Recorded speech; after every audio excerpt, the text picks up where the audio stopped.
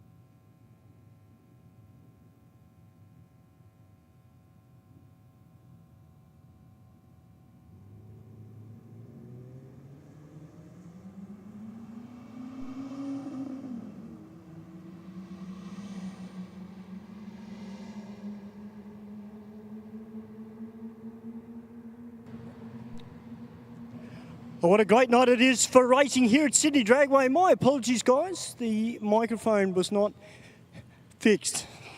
Somebody decided to leave it on and not charge the battery, so my apologies.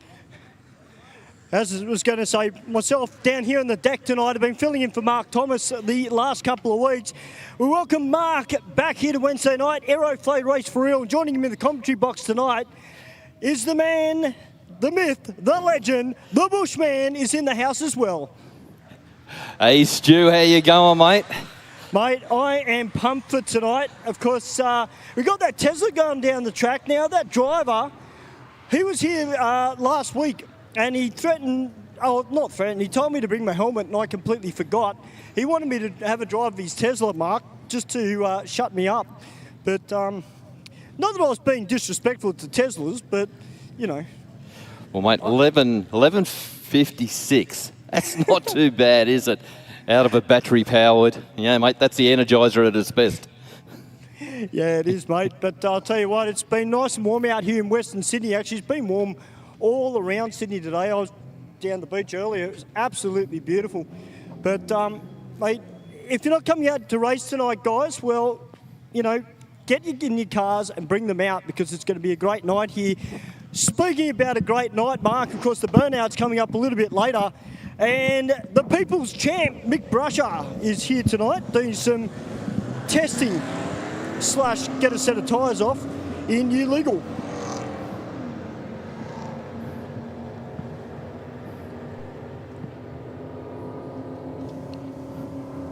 Well, Mr. Bush. Hello, Mr. Thomas. How you going, old fella? Oh, well, thank you. I'm old. Hey, Yeah. hey, that's the pot calling the kettle black, isn't it? Only when you get caught out. Yes. Well, welcome everybody to this week's edition of the Aeroflot Race for Real. I tell you what, it is warm out there, Mark. It is, mate. Yeah. It's warm. I think summer's coming a little bit early, at least this week anyway. It'll be 10 degrees next week, but anyway, global warming for you. Indeed. Have a look at this XF gear down here, Fairmont gear. Huge air cleaner, B&K race engines on the back. Mate, Pretty decent set of tyres onto the back as well. So, yeah, it's a very clean looking car though. Taking on the Subaru in this pass. yeah, mate, Billy knows how to slot a decent motor together, so be interesting to see how this one goes down the track. And a good, clean-looking car too. Yeah. Was that you just complimenting a Falcon? I think I it did, was. yes, Are you yeah. feeling all right? Yeah, no. I've had a really good break, so, you know, like, yeah. Just need the hatred level to come up a bit. Yeah. That's, of course, all in good fun. Leaving nicely is the Falcon, 183 to the 60. The Subaru actually got there quicker, Mark, so potentially the Falcon not leaving up on the converter or anything like that, but 11.28 with a 128 mile an hour, definitely showing the horsepower at the top end of the racetrack. Absolutely. Yeah, that thing was just powering harder and harder Yes. the more real estate it was getting into.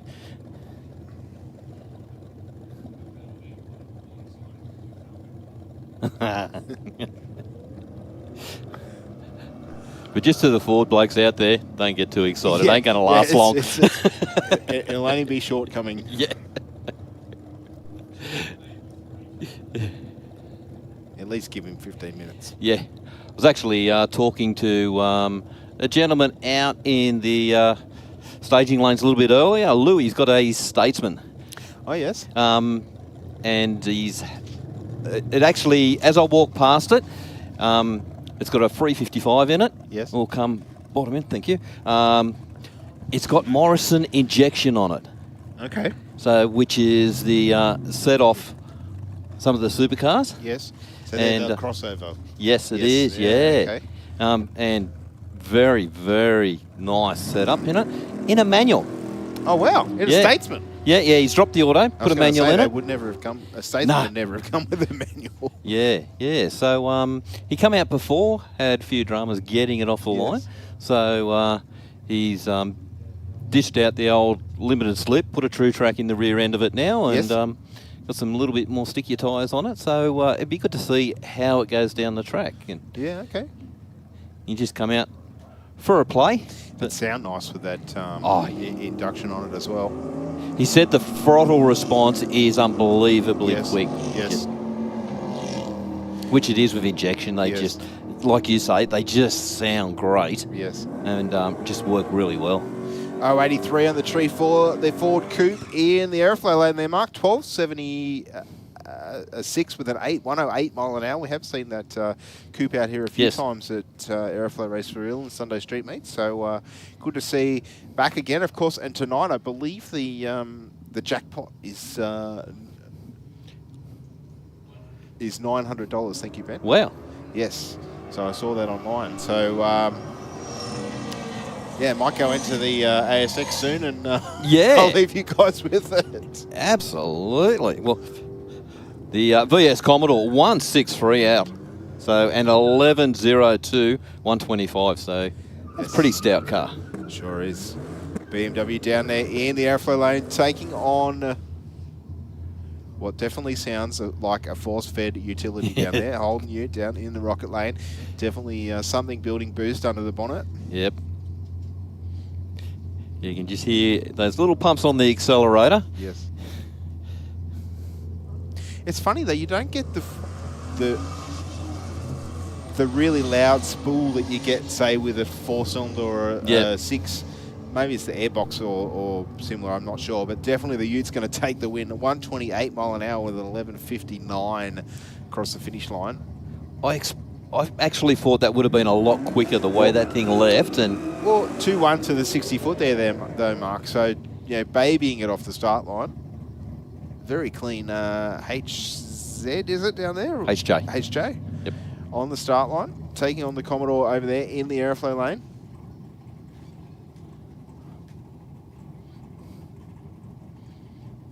Had a pretty eventful Grudge Kings on the recent Saturday just passed. I don't know if you've seen any. I haven't. No. Anything on the stock book, but yeah, it was not 016 on the tree for the Commodore driver.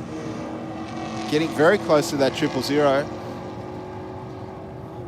Let's just say I've seen a lot of drag racing, Mark, and there was a few times there where I was literally pretty scared. Wow. We had a couple of accidents, but yeah, there was a couple. There was one incident there. Was I think Steve Smith in his turbo Mustang across the centre line, right behind Denny McDessie. Like, look, from where we sit, obviously the tower. I wasn't commentating. I was one window over. Yep. It literally looked like there was only a metre in it, you know, and those cars were doing 200 mile an hour at the point. And I'm just like, we both, the person was in race control, we just both went, and an unrepeatable word came out. So it was one of those moments you're glad you weren't on a mic. No. Yes, it was definitely some movement going on. I dare say that it got Steve Smith's attention as well, because it was going okay, and all of a sudden it just went, I'm going over here, and it was over into right behind McDessie. But like I said, from where we were sitting, there wouldn't have been much between the gravel tray of the Mustang and the wheelie bars of the big Valiant. Wow. Yeah. So, wow, look at that, Mark. 11.22 with a 7, 141 mile an hour. Yep. Wow. 0.91 on the tree too. Good pass. I'll tell you what. For an early stage of the afternoon, we've had some really good passes. Yes, we have.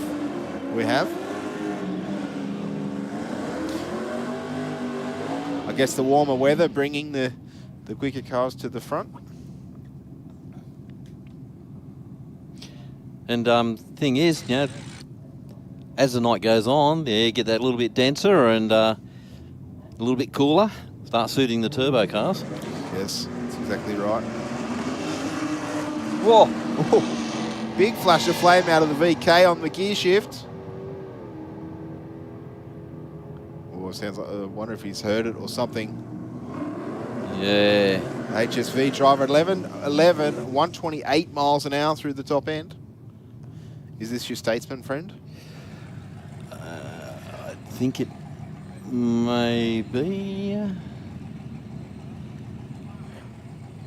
Well, boys, had a quick chat with Eden a little bit earlier, and he's told me that he's had a bit of a play with the ute. He's hoping he won't get kicked out, but I think he's just whipped it up just a little bit tonight. So he was running around the mid-9s last week. Yep, that's it. You can hear the manual change. Yes. 14.6. Yeah, there's a lot left in that. There was a lot of wheel spin on the start Yes. line. And that's what his problems previously was. Yes. So yeah, just needs to drop the rev a little bit off the line. Did you notice if it had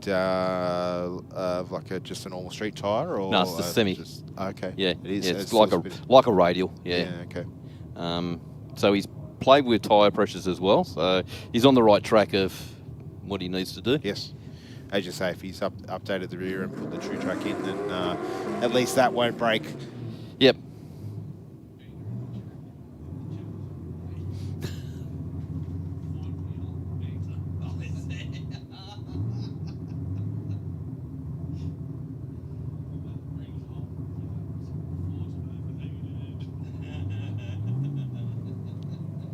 All right, the Commodore Ute taking on the Mustang over there in the rocket lane.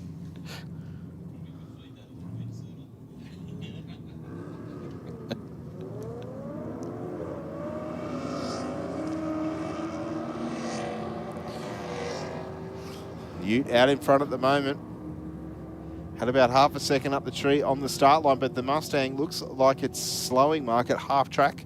13.15 with a 0, 109 mile an hour. Isn't that standard? Yeah, if you're racing 8th mile, yeah, that happens every time, surprisingly.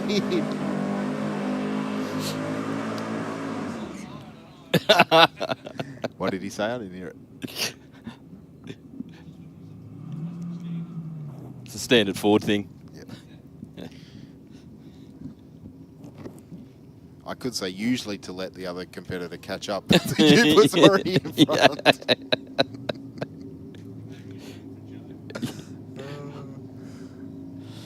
Let's hope the Mustang can get back a little bit later on tonight and get a representative pass.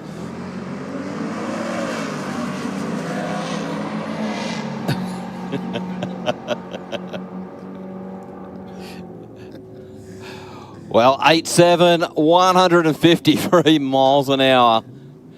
Big Joe's on fire tonight. Yeah, 066 on the tree as well. And that would be Sean Sabello in the Holden Commodore. Yep. Turbocharged 6 on. That's one of the loudest whistles that we hear out of the turbocharged cars.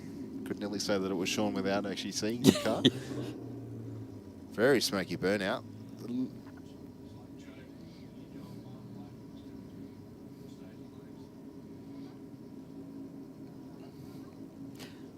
I've got to talk to Joe to see if that is the old Rigoli car. Rigoli's had a Commodore? Yeah. Really? Yeah, twin turbo one. Twin Turbo 6, I used to tow a trailer out with all the gear in it. Yeah, wow. I don't ever remember that. Used to run in the 9s. Same colour and everything. With a 3.86 in it. Yep. Yeah, wow. 10.46 with a 132 mile an hour there. And we're into the motorcycles. We've got Michael Richards down there in the rocket lane on his trusty steed, 750 Suzuki. Yeah, I've been told that his father's going to be stepping onto this bike in the very near future. Ah, so he's stepping up into something else? Oh, okay, yep. Yeah. 084 in the tree for Michael. Yeah, so his dad's moving from the Indian onto this. Yep. And then Michael's bought himself a turbocharged Hayabusa. Wow. So extended swing arm.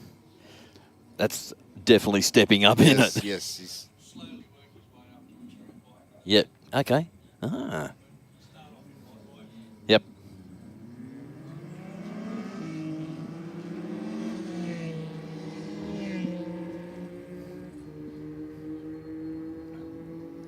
our next pair just about to cross the finish line. 11.65 with a 9, 125 mile an hour in the rocket lane to take the win. Over a 12.41 mark at 108. Of course, we have plenty of time for more competitors to enter along tonight. So if you've got some friends that have been talking about coming out to Sydney Dragway to run their car, no matter what it is, they might be a little bit cheeky and trash talk you and say that their car's faster. Get them out here and let's see. Tell them not to be a gunner. Yes. Do it. And be a doer. Yeah.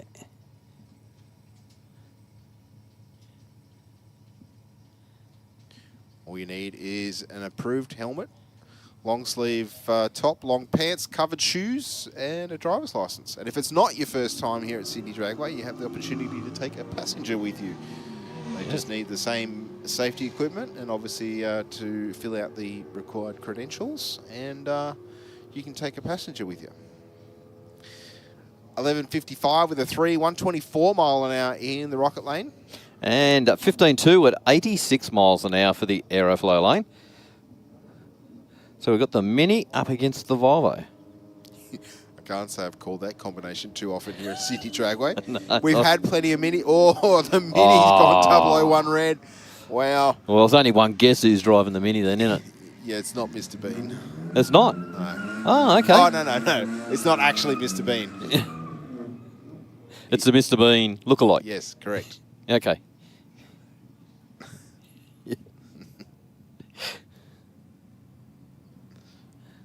I think the actual Mr. Bean has a pretty good car collection from what I've heard. Yeah. One of them's, he was a photo on online recently with one of those Goldwing. Oh, really? Like a new one, not an old one. Because if you had an old one, there's no way you'd be racing it. No, it wouldn't even. Yeah. I certainly wouldn't be. But yeah, definitely, I think he's a little bit of a car nut, the old Mr. Bean, the Rowan Atkinson. Yeah. All right, the Falcon taking on the Subaru in the next battle. Of course, both cars, the Falcon just into full stage. That's bringing the 2 white lights on. The pre-stage is the top white light.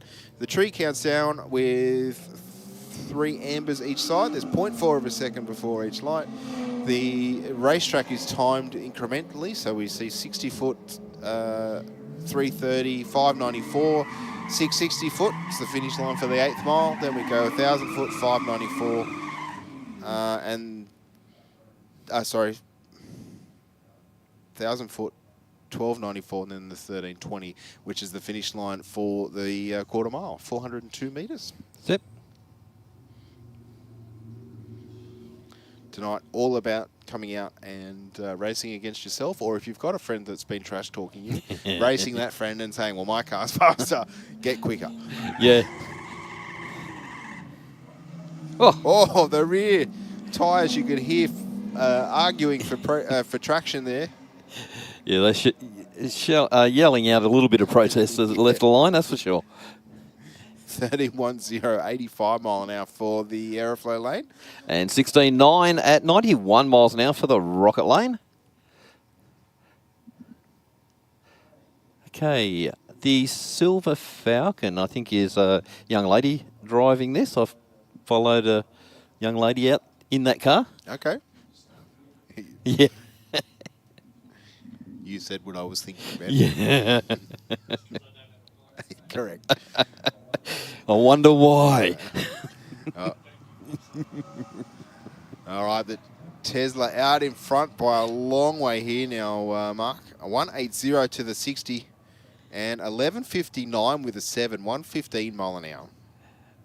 Absolutely. Yeah, not too bad at all, is it? And 16.5 for the Aeroflow lane.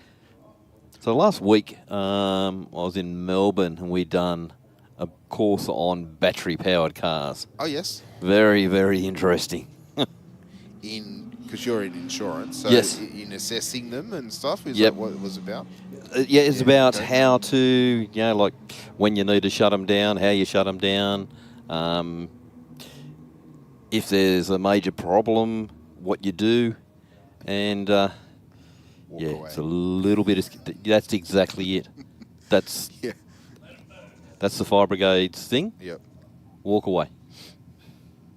Because you can't put them out. Yep. 090 on the tree for the utility. The Statesman out in front, though. Doesn't sound too bad, the old Statesman, as it doesn't. Yeah, marches nice to the finish line. Yeah. 15.16 with a 592 mile an hour. And 19.0, 75 miles an hour. I wonder, Mark, and this is just me throwing a question out there. Yep. To the Teslas, and I suppose they probably don't, well, they shouldn't. You know, like a combustion engine vibrates as it runs, you know, makes a rumble sound. The electric car wouldn't have any of that sensation either, would it? It'd be just a smooth, you think, because if it starts to vibrate, you start to think, well, what's wrong with it? Exactly. Because the way the motor, electric motors are set up, it's just like a little slot car. Yes. So they run within that engine. Yeah. Hey, Mark and Joe, Mark and Steve, yes. I've just been talking to Sammy Joe. Yes. And it turns out that Silver Falcon that just went down, that is Sammy Joe's younger sister, Montana. Okay. There you go. So she's getting in a bit of driving practice, and she'll be entering into Street Fighter Okay, nice. next year. So how good's that? Great to see another Johnson That's fantastic. out on the racetrack. Yep. I'm sure she'll get some coaching from Sammy and Brian. They're pretty well versed here. Their cars know their own way down the racetrack pretty much by now. Yep. Boys, I'm just down the back here, and Joe Sabello next to me. Now, why aren't you smiling? Hey, Trent. Don't touch my ass again, Trent. Sorry, boys. Joe, I was directly behind you for that run. Did it look good? Mate, I've got to say, it had a slight crab on it off the start line, but first pass off the trailer and you got an 873. Mate, and I wasn't even trying that hard. So, we'll see. I'm getting used to this bloody converter. No. And, well, I wasn't sure about the track, but seeing they had the Grudge Kings on the weekend, the track feels pretty good. So I thought, but I can push a little bit harder. If I can get a better 60, it should then probably go a little bit faster than that. Well, mate, you've got to be happy. I mean, I know the past few weeks and the past few times you've had this car out, you've been in the nines, you've been there or thereabouts, but to run an 870 straight off the trailer, I mean, for this, it's still a brand new car, really, isn't it? Well, it virtually is. It hasn't done many runs. But don't forget, I done an 8.8 last time I brought it out. Last run. A work in progress, right? You get used to the car and you put a bit more into it, you push a little bit harder, you get the confidence up, and that's when hopefully it'll go a bit quicker. And still, it's got a vibration in it. I think it's the tyres, but, we'll just do bigger burnouts and try to wear that out of balance out of it. Well, mate, congratulations. Just from my personal point of view, mate, I'm pleased to see you down in that 870 region and just to see the car performing how you want it to perform. Oh, with a bit of luck, it'll do it a bit quicker. So that's the thing. More seat time, more everything, more you get used to the car, more confidence in the car. So the thing is that anybody that jumps in a car, a new car, and tries to go flat out needs his head examined because you don't know what the car's going to do. right? It could do all sorts of things. Like we know on the weekend, a little Toronto had a problem. Mate, no, I won't say anything, but I wouldn't have given him that car. He's only 17 years old, and it's got NOS on it. If I was his father, I would have put him in that car without the NOS to start with, get him used to the car, do bloody 100 runs, then give it a bit of NOS. So you get used to the car, and that's exactly what I'm doing with this. I'm not a hero. I don't want to bloody put into the wall. I don't want to, smash up all my good work. So I'm getting gradually used to it, and I think the more I'm in the car, the faster it's going to go. Well, mate, I can't wait to see the progression of your car in another 6 months. Congratulations, Joe. Hey, boys, I've got to say, I know it's been pretty warm out this way today, but, mate, boys, you've got to be impressed with the amount of cars we've got turned up already for Aeroflow Race for Real tonight. And, oh, man, I've got a feeling, boys, tonight's going to be a good night. Yeah, definitely, Stu. It's certainly shaping up to be a fantastic evening. We've seen some pretty good passes already, and the numbers in the staging lanes are building as well.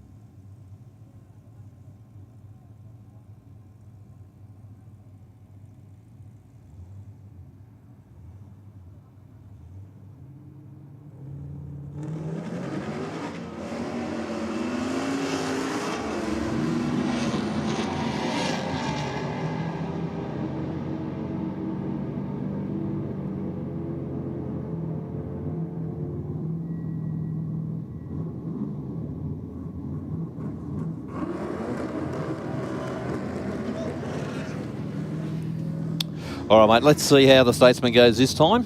All right, taking on the utility over there in the rocket lane.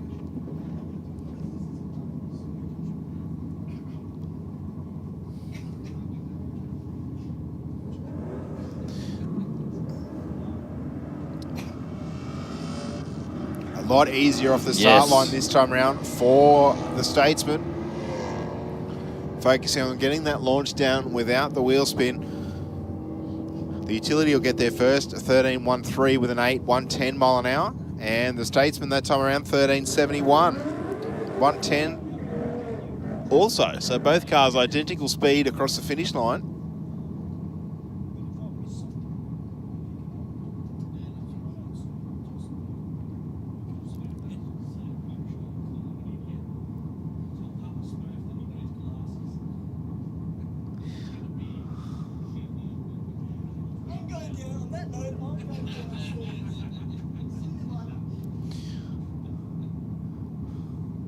I think our production manager's just upset Stu.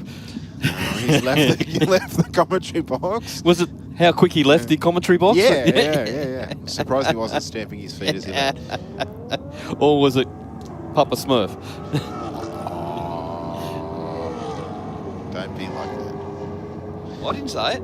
All right, the Mustang's gone 3/4 track under full power. Looks like it's going to make the finish line this time. That's much better. 12.56 with a 9, 115 mile an hour.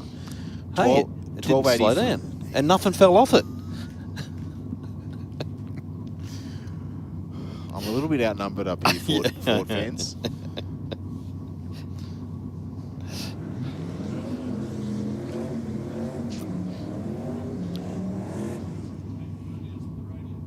Yes.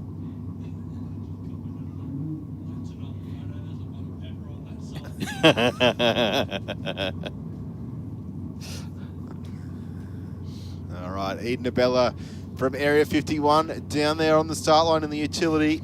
Up against the Charger. Yeah. Don't Good, see clean, a tidy huge one. amount of the Chargers here, do we? Well, Aiden just striking the tyres on the hit.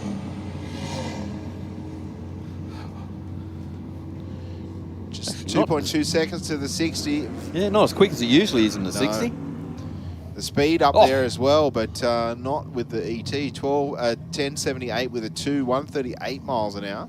And 16.3, 87 miles an hour. What do we got over here in the aeroflow lane, Mark? Looks like a Camaro. I was actually talking to that gentleman. We were sitting down the coffee shop having a little bit of a yak. He'd been out before, had a bit of a play, but just can't get traction off the line. Well, I guess there's one car on the start line that's not going to have any issues with the traction, and that would be Braden Stewart's in the Audi over there in the rocket lane. That's a good point, Ben. If he's got traction issues, he needs more horsepower. Is what Ben said. 0.34 on the tree for the rocket lane, and Braden will take the win. 11.97 with a 7 at 110 mile an hour through the finish line. And 14.993 miles an hour for the Chev. Oh, does it? Ah. It's equally as clean as the other one. Yeah, it is indeed.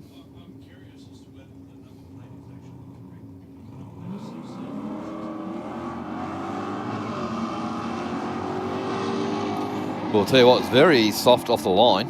You'd hear him just feeding it into it. It just... All right, Sydney Dragway, I have got some very serious news. So to all the racers that are here at the track and the people that are watching online, I've got some serious news, guys, all right? 13th of November, it's going to be V8 versus Inline 6. Now, Inline 6, obviously we got barrows, as long as they're not being used as boat anchors. But obviously we've got some of the Japanese inline 6s too. So, you know, we've got the RBs, we've got 2Js, we know we've got a lot of them here in Sydney. So I'm putting the call out to all the inline 6s, whether it be a Barra or if it'll be a 2J or an RB powered car, it doesn't matter, as long as it's an inline 6. You know I love import drag racing. So guys, 13th of November here at Aeroflow Race for Real. Let's get the sixes out here and start whooping some V8 butt. What do you reckon, Mark? Mate, I reckon it sounds like a sensational idea. Romp all these 2J, 1Js out. Well, you're forgetting the BMWs. They put a pretty serious inline 6 together. Yeah, that's true. Yeah. Well, even the new Supras, we've got one here tonight, 90 Yes. Supra, which is one of our regulars here at Aeroflow Race for Real. But seriously, I mean, I want to see inline 6s smash 8s. You know, I know they call V8s dinosaurs now and again. Sorry to all the LS owners, but, you know, let's be honest. I reckon that is the perfect night for us commentators to have a bit of a, bit of a sparring session. So obviously you guys upstairs, you know, well, particularly you, Mark, I know you're a V8 man. I'm I'm an import fan. So I reckon we could have a little bit of fun. That's 2 weeks, guys. November 13. Hey, Stu. Okay, Aeroflow Race for Real. It's our theme night. V8 versus inline 6. Yeah, Stewie, we've also got the other ones we don't even think about. How about the early 186s and 202s and the early Falcon 4 litres and 138? Hey. Well, on the V8 side of things, all right. Now, for some reason, we get a lot of Holden V8s here, which is understandable. I get it. But if there's any Mustang drivers around, guys, you've got to step up. Come on. Like, if you've got some inline 6s going to be whooping some coyote butt in a couple of weeks, how embarrassed are you guys going to be? Like, seriously. Just talk to your mechanic and get him out of the mechanic shop and bring him down and break him. Well, I reckon we've got to get on the phone to Galbo, and I reckon we've got to get a few of his mates out here to bring their Mustangs. Now, I'm actually looking for some people that would actually I've got a perfect example right here. So right next to me, I've got a Falcon here that is running some big tyres on it. Hey, mate, what's your name? Mitchell. Mitchell, welcome to Aeroflow Race for Real, mate. My name's Pocket Rocket. Okay. Now, mate, the reason why I've singled you out, okay, so 2 weeks' time, we're having a theme night. It's going to be V8 versus inline 6, all right? Now, I'm taking the inline 6 side because I love my imports, all right? I'm nothing against V8s, but, you know, when I want to see somebody open up a can of whoop ass, I want to see the 6s beat an 8. Mate, you Barra guys, you know, got some quick cars. You reckon you can, pull a few of these V8s down a peg? Maybe. We'll see. Oh, mate, you got to get it on the phone to your mates, all right? All your mates with barrows, we want them out here, all right? Because I'm going to be there cheering you guys on. Done. Sounds good. Because we're going to start some tribal warfare. I'm going to do what I do best, and that's wind people up. That's why I'm not in the commentary box tonight. They've let me out for a reason. But, it should be a good event. That is coming up in a couple of weeks. Actually, Eden's here. Eden's already got a grin on his face, so he knows what I'm about to say. Eden, how you going, buddy? Good, mate. Yourself? What's happening? Mate, I'm good. Mate, November 13, Aeroflow Race for Real. It's a theme night. V8 versus inline 6. Are you scared? I've seen that. I'm interested in that. Are you scared? No, hell no. I mean, come on, man. There's a lot of inline 6s that go quicker than yours.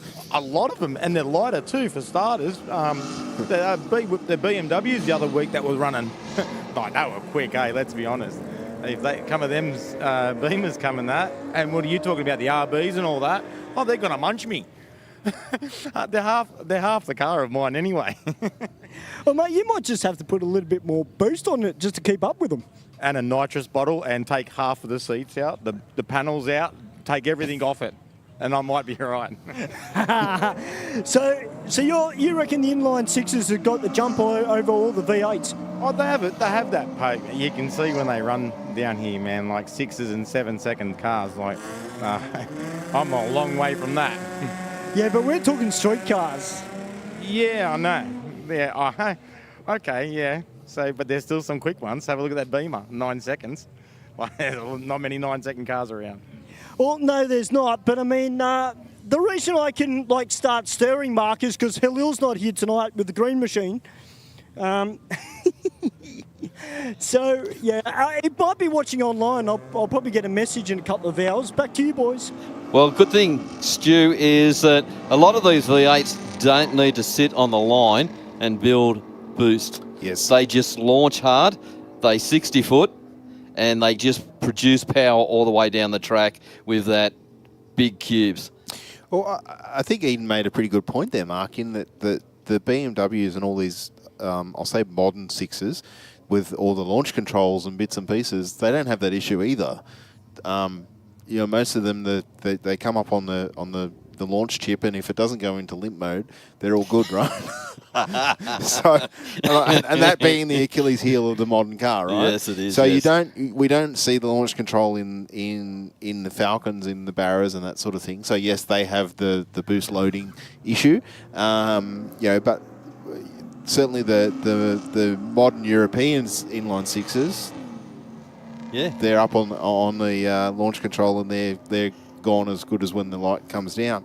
But you know, Eden made a pretty good point there in that there are a lot of quick six cylinders around. Like the other week, we had, I think, 2 Falcons were running like 150 mile an hour.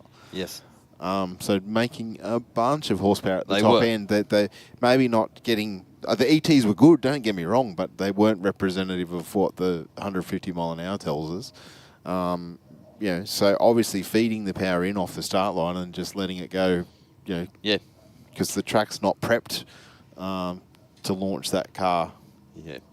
to 150 mile an hour in So that's 8 seconds. There's a couple of VF Commodores. Yes. Like they're running 920s, Yes. 930s. They're getting out really easy off the line, so they're 6 to footing, really well. So yeah, look, I think there's for's and against for all of them. Yeah, definitely. Yeah, the European cars, they do have plenty there, but mate, it's different when it's on the track, innit? Yes, very much so. And I think that's the beauty of these, especially in the modern cars, is that if you want a performance car that you can drive very comfortably on the road, yes, that's the avenue for you. It ticks a couple of boxes where, if you've got a classic muscle car that's running similar ETs, it's a cranky beast, you know what I mean? Yeah. And some people like that, but you're not going to drive that every day. No. You know, unless you really, really want to. Yeah, I really, really want to. I know. I'm preaching to the wrong person here, but you get my point, right? I do get your my point, absolutely. And I don't know a real lot about what the Beamers and the Audis and all those are like after they've had the work, like the 9-second Beamers.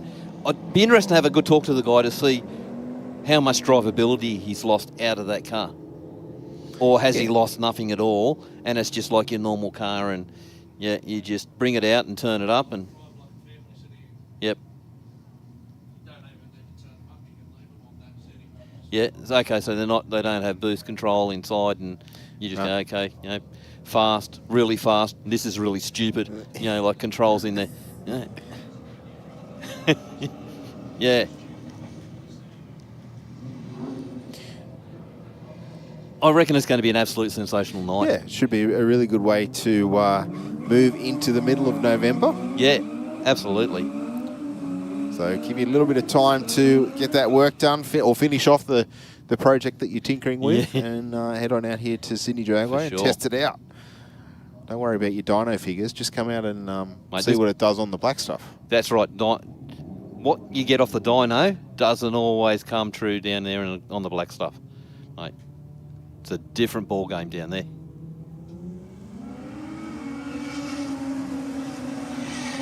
Yep, that's it. Pair of inline sixes are racing towards the finish line right now. The green BA 1056 with a 9, 138 mile an hour to a 1082 with a 2 at 128 mark. Wow. And that's interesting, isn't it? Like we got 10.8.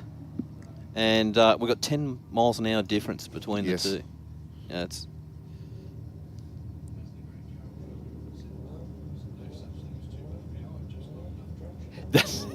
And he's dead right. Yep, that's exactly true.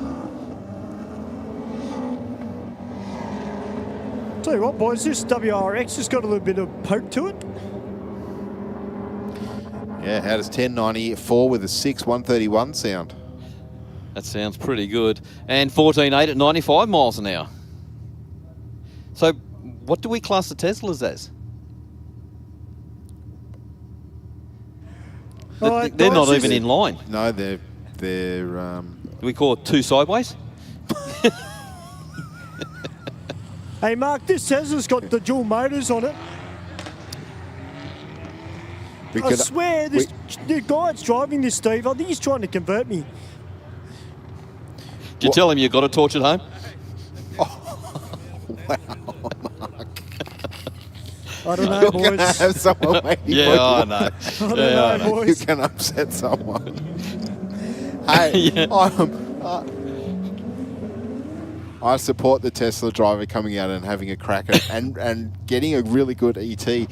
Mark's just jealous that I am jealous that you're able to take it home and not have to worry about the timing or the fuel delivery or the building the boost or anything like that. No. Yeah, no, that's all the fun of it. Yeah, that's fair. Different horses for different courses. It is indeed. As we say, it's a bit of fun. We all love cars. Yes. What they are. Exactly Might right. take a bit of crap out of them every now and A then. little bit. Yeah, just a little bit. But it's evenly spread. I saw on social media platform that BYD, who's a electric car manufacturer, they've developed some, I'll say a supercar, and I can't remember the name of the car, but it was doing, I think, 0 to 60 mile an hour in 2.3 seconds or something, and according to the video clip, wasn't ridiculously expensive. It was just under $250,000. But when you throw that next to a in inverted commas more traditional supercar, that price tag's 3 times that. Yeah.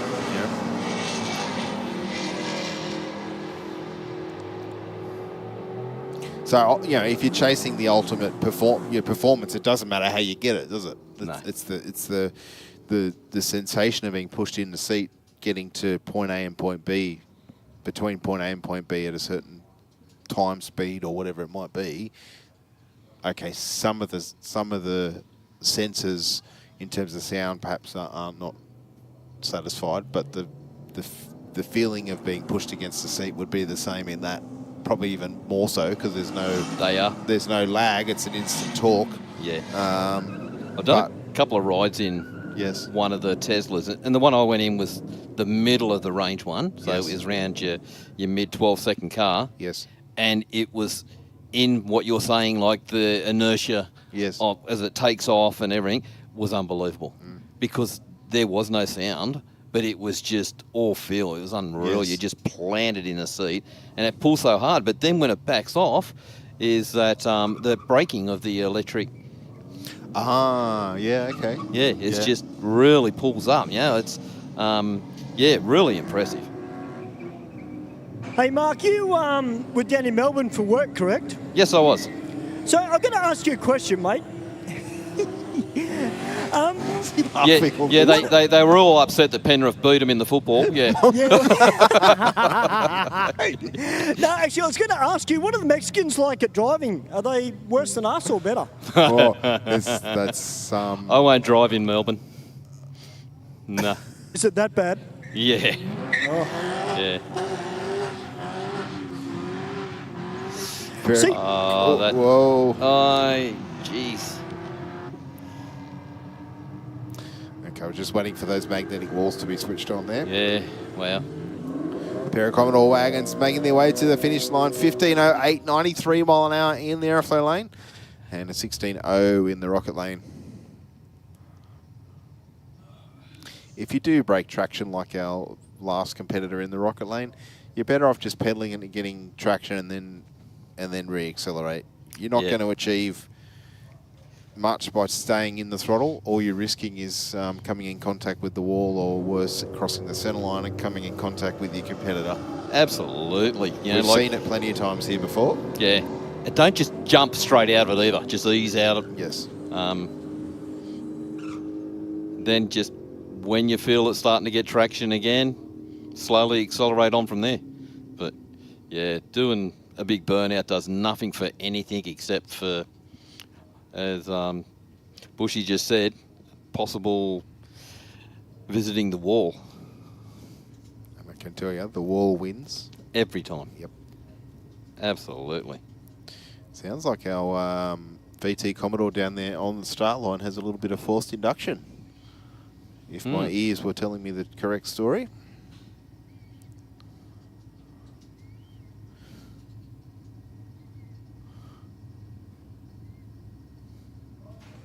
Just a quick one to all our racers out the back. I know it's been pretty warm today, guys, but please make sure that your air conditioning is off and make sure your climate control is off as well, guys, because any drops of water, you will be pulled up. And it just slows racing down a little bit, guys, so please just keep it off.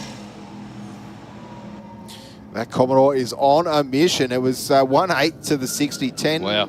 61 with a 4, only 124 mile an hour. He was doing 113 at half track. I think I think there's been a little bit of a whoopsie. We're going to get off the throttle here now. Yeah. It certainly looked like it was accelerating very nicely through the first half of the racetrack. And 13.3 for the rocket lane. So we just had the Commodore in the rocket lane. Looks like Yeah, he there's might a have had little massive weird sound out of that. Mark was doing the burnout, and there was just a little pop. It sounded like something did literally break. So Brian instantly stopped the burnout and just took it right around. Yeah, good work.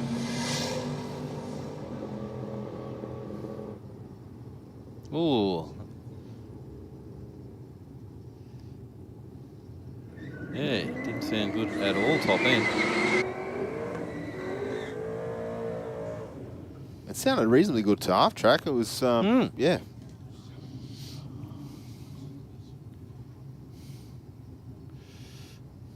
Early model Falcon up against the Commodore in this run. Commodore once again away nicely. 065 on the light. 177 to the 60. Yeah, definitely nice and strong top end. 12.1, 112 miles an hour to a 14.6 at 94 miles an hour. Is that Falcon the one that is driven by the Pro Comp Apprentice? I'm not really sure, mate. I'll have to get Stewie onto that. I'm pretty sure it was them. Okay.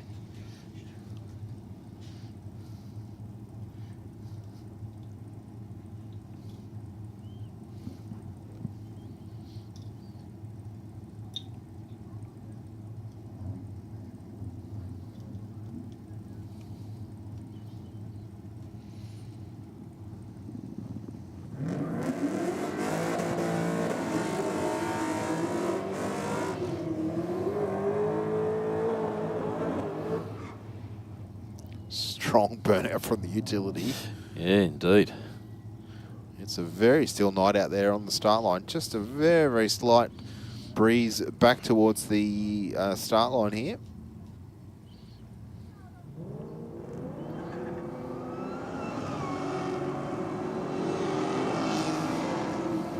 Is that LSA would be the Ute, I think. Yes, I think you're right. Yes, definitely. 10.27 with the 2.142 mile an hour. That is a very quick, not too far away from a 9-second pass out of the utility. Yep. Okay, got the HSV down in the rocker lane up against the Statesman. Manual powered.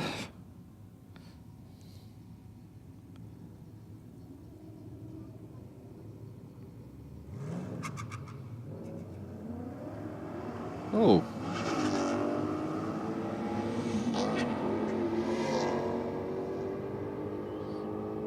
Statesman sounds good. Does. Runs on for 13.25, 111 miles an hour. Not sure if something that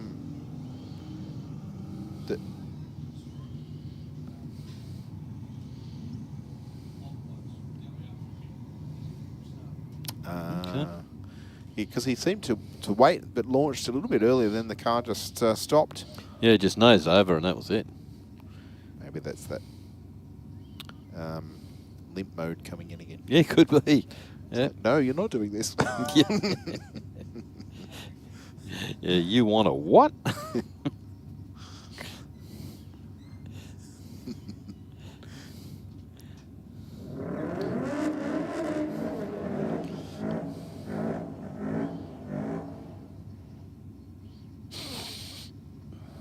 All right, our next pair, a little bit of Ford versus Holden on the start line. The Mustang in the airflow lane. Had a much cleaner pass on the second run. Taking on the Holden Ute. I think the Mustang put in a low 12 second pass. Yeah, the Ute out in front at the moment, and it's going to stay that way. 11.82 with a 117 mile an hour. And 12.4, 115 miles an hour for the Mustang. Yeah, so the Mustang's still carrying a fair amount of speed across the finish line. Yeah, Stephen Mark, bad luck there for Brian. Unfortunately, looks like it snapped an axle in his Commodore. So, yeah, unfortunately he hasn't got a spare. So, hopefully he's got another one at home, and we'll see that car back again next week for Aeroflow Race for Real. I'm guessing he's pretty experienced with these cars. I'm guessing he's probably got a couple of sets at home. Yeah, a couple of spare discs. Yeah, if it's just got the normal Borg Warner with the standard axles in it, you'd have a heap of spares. Probably as many as you can get your hands on. Yeah, and a lot of broken ones. A lot of matched pairs. Yeah. Of one axle. Yeah. All right, little Audi for Braden Stewart's an 11.95 with a 111 mile an hour. That car is so consistent. 16.51 with a 686 miles an hour in the airflow lane there. Well, Steve, we've got young Tyson having a drive at the Commodore tonight for the Wollongong Auto Services Commodore. Of course, this car's done plenty of laps through with many a driver, but Tyson having a steer tonight. Yes, it's a pretty quick car, this one, up against Sean Sabello in this pass, but check out the attitude of the Commodore in the airflow lane when it leaves. It torques up and it stays that way all the way down the racetrack.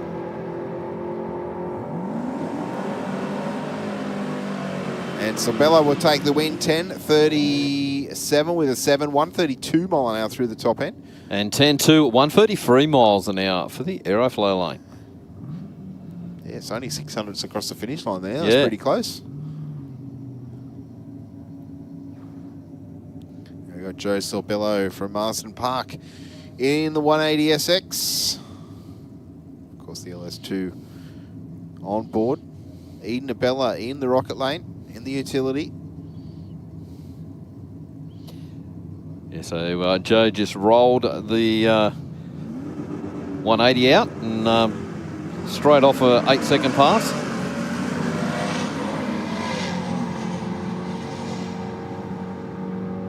In a wheel spin for Eden in the rocket lane. Sabello a 9.01 with a 152 mile an hour. And 11.2, 138 miles an hour. Eden's going backwards a little bit. Yeah. That's all right, he might be trying something a little bit new. Sometimes you've got to go backwards to go forwards. You do, yep. Yeah, we both played with cars long enough to know that you do a change, you do one at a time. See if that change works. You might go forward, you might go backwards, but if you do one change and you go backwards, you know you're not going to do that again. Yep.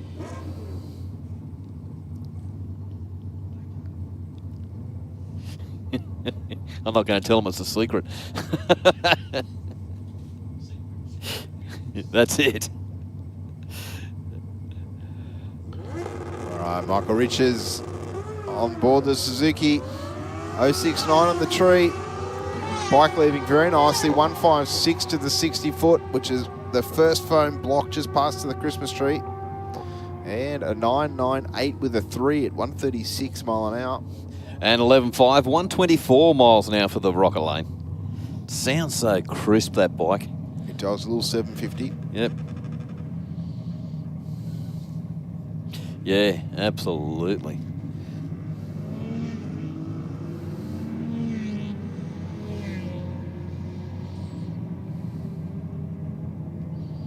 Just a quick one too, guys. Just been for a walk down near the start line just to see what the grip levels are like. It's very, very good out here on that start line, guys. So, see, Joe just saw a little bit more at it, but just didn't get as big a burnout. So really just didn't get enough heat in the tyre and to be able to get that drive off the line. But I'm sure the next one, he'll get that figured out.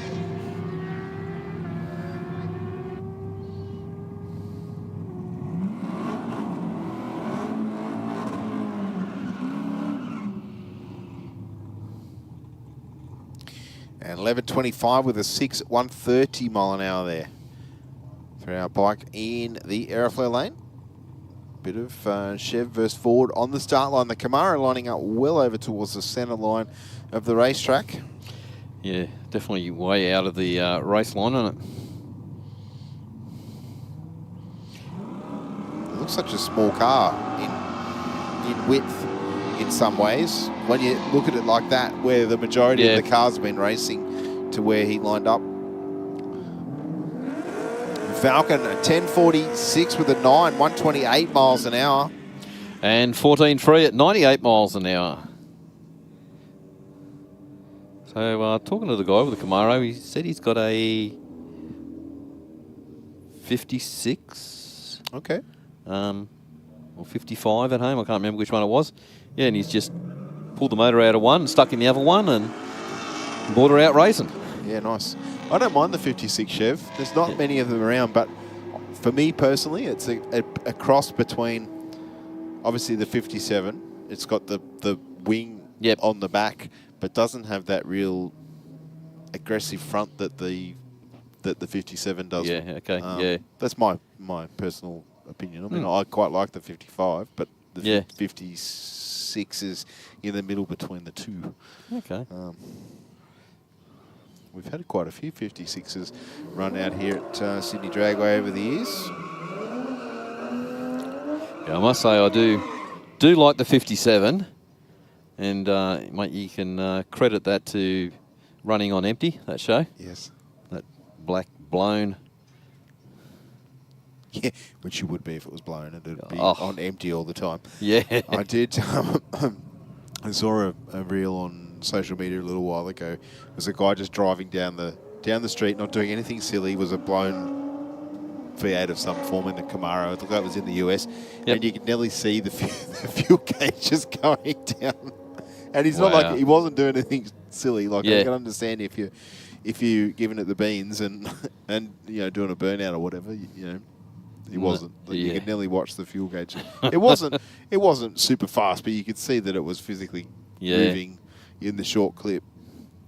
There's another one where the dyno, they've got the old, you know, drink bottle, 2 litre bottle, and it's just idling away and just touches the throttle, and you can see the fuel level drop. Yes, 012 on the tree for the Volvo. It's not shots fired for the reaction time. Absolutely. Just goes to show it doesn't matter. You can do it in a Volvo, you can do it in a Tesla, you can do it in any car or motorcycle. Absolutely. Yep. Yep. Even Stewie down there could do it in his Mazda 2 if he wanted to.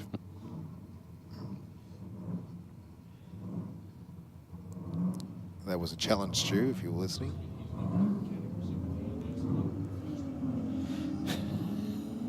I didn't even get a bite.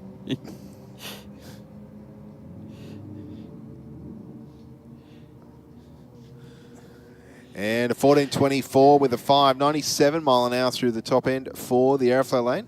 And 14.8 at 95 miles an hour. And Tell you what, Mark, we might throw to our big screen for a couple of words from some of our sponsors as this awesome little Gemini does another pass in the rocket lane. Mark and I and Stu will be back with you very, very shortly. Aeroflow, Race for Real, Wednesday night. How would it be if we funded a pilot program for you to run that enabled you to bring some vision impaired kids onto the Saints Play program? Oh wow, that would mean the world.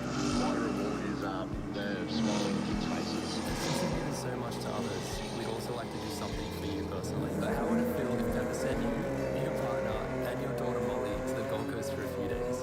Yeah, awesome. I don't know what to say. It amazes me. Thank you very much. Stay informed, up to date and entertained thanks to the Western Weekender. The Western Weekender is Penrith's leading free and local newspaper, delivering the best content from on-the-ground journalists, providing businesses with direct access to potential customers, news, sport, entertainment, puzzles and so much more. The Western Weekender is the heartbeat of Penrith and it's out every Thursday. Get your free copy at selected locations in the area, home delivered, or check out westernweekender.com.au. Boosted turbochargers from Aeroflow Performance are designed for the automotive enthusiast who wants optimal performance at a competitive price.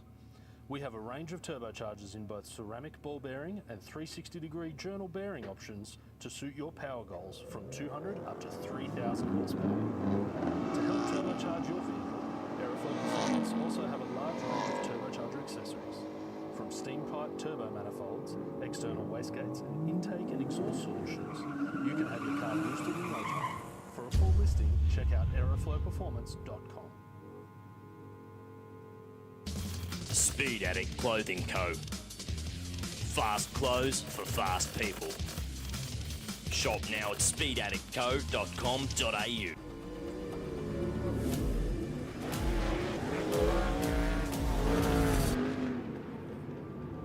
I have this incredible drive to succeed.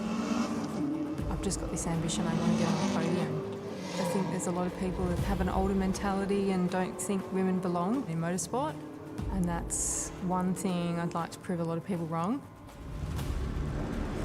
It's you in the car and it's your ambition and your drive to win. As soon as that helmet goes on, that's it.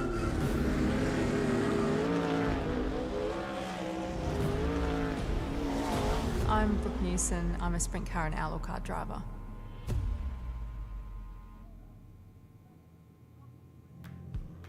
Not slow. Not difficult. Not just ticking boxes. Not a bank. Talk to Australia's real-life non-bank for home loans, car loans, personal loans, Pepper Money, the home of loan options. Pro Drag Racing returns to Sydney Dragway this November for the last time this year. See Australia's best racers hit the track with 4,000 horsepower each and a need for speed at over 400 k's per hour. Pro Alcohol, Pro Mod, Pro Stock and Pro Bike will all be there, with Pro Import hitting the track for the first time as a professional class. With tickets from $25 and family passes available, plus kids under 12 free. Tickets available now at prodragracing.com.au. You can't afford to miss this one.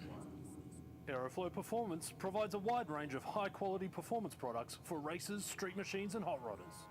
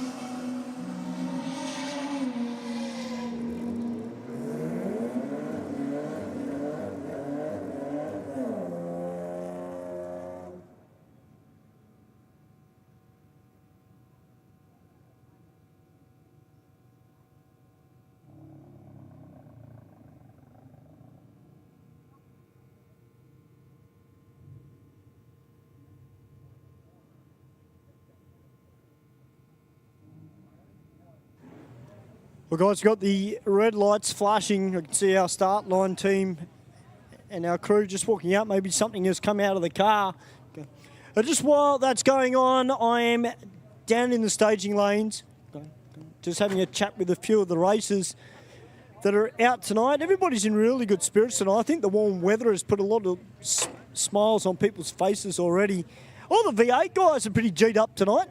I don't know if I put the... I will ask him how he's going, because he's got a smile on his face. And not that he hasn't anyway. Mate, what's going on? Just racing with the missus. Yeah. So have you guys got a bet? So, have you got to try and PB or something? No, not tonight. When are you going to let her have a drive? Never. Oh, are you serious? Hang on a second. No, we've got to fix this, all right? This is not cool. He's not going to let you drive it. I know, he won't. I've tried. You know what? You've got to put your foot down, because we need more ladies racing here at Aeroflow Race for Real. All right? And there's no reason why you can't race this. I know. What is the reason why I can't? I may not put the microphone next to his mouth for that one, but it's great to have you both here. Of course, one of our Super Street competitors as well. So, great mix of cars here tonight, but there's still plenty of room in the lanes, guys. So, if any of your mates were thinking about coming out and racing, hey, now's the time. It's cooled off a fair bit out here, guys. Still warm, but there's a nice breeze, and the action is going to be heating up very, very soon. Let's back up to you boys upstairs.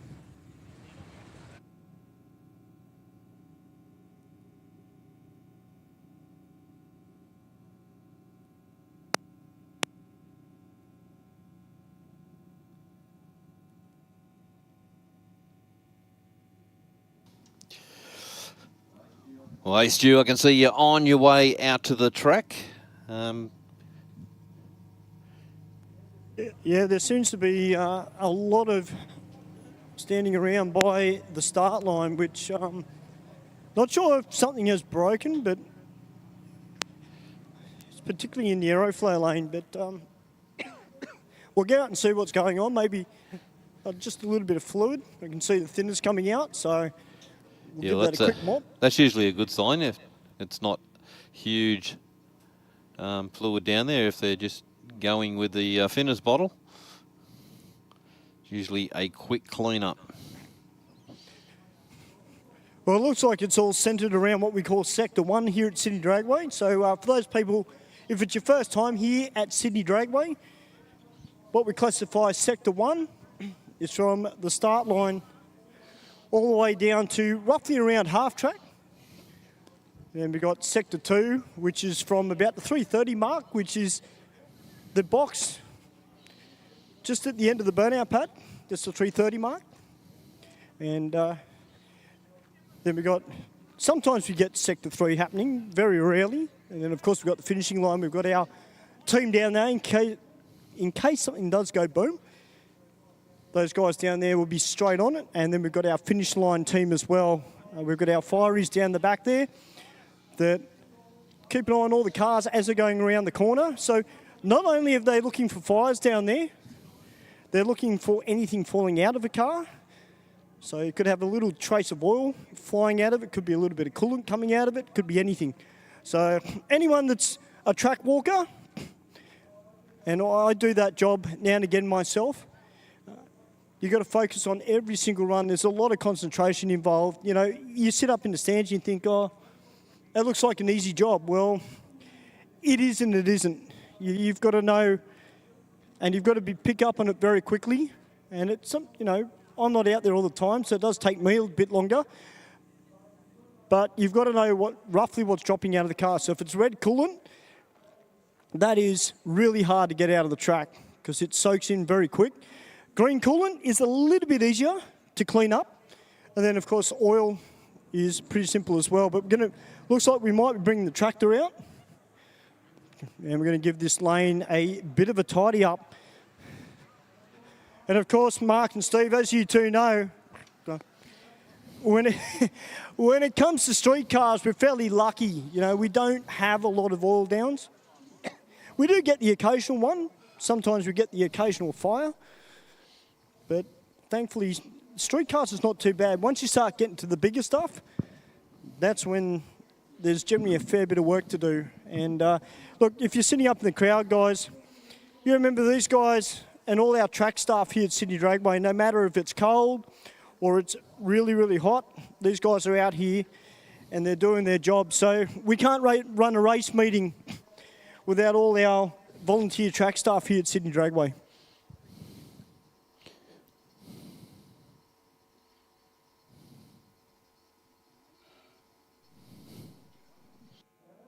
Now that's not really a good sign, boys, when we've got the Rysol coming out either. So that tells me there's a fair bit of oil that's come out of one of those cars.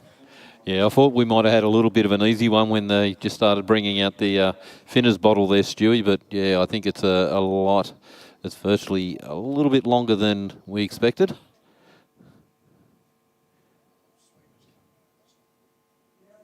Yeah, I can see the spray down here, Mark, and it's pretty expansive too.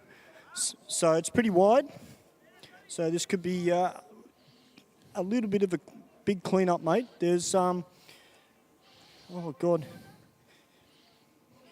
probably about double my foot length. Okay. So about a size 12, maybe bigger. But yeah, especially up here, it's very, very thick. Well, these guys, our crew down there, they're our A-team. They will get this sorted out very quick, smart. But we do have the food venues up on top of the hill. So you can go for a wander up. And who do we have up on the hill at the moment, Stu? We've got Denise up there at Go Nuts for Donuts. Yeah, we've got the Istanbul Gosling up there as well. And we've got Joe's Ice Cream up there as well. Actually, good night for ice cream too. So if you're feeling like that, definitely go up. I'd suggest you go Gosling, then you go ice cream, and then you go for Denise's Donuts and coffee. Yeah, I reckon that you've got all three covered right there, I reckon. Or if you're down in the pits, we've got the Pit Cafe down there that do the whole lot, all different types of foods and coffee as well. So wherever you are in the venue, there's something there for you. So we won't be too long. We should be back up and running very, very shortly.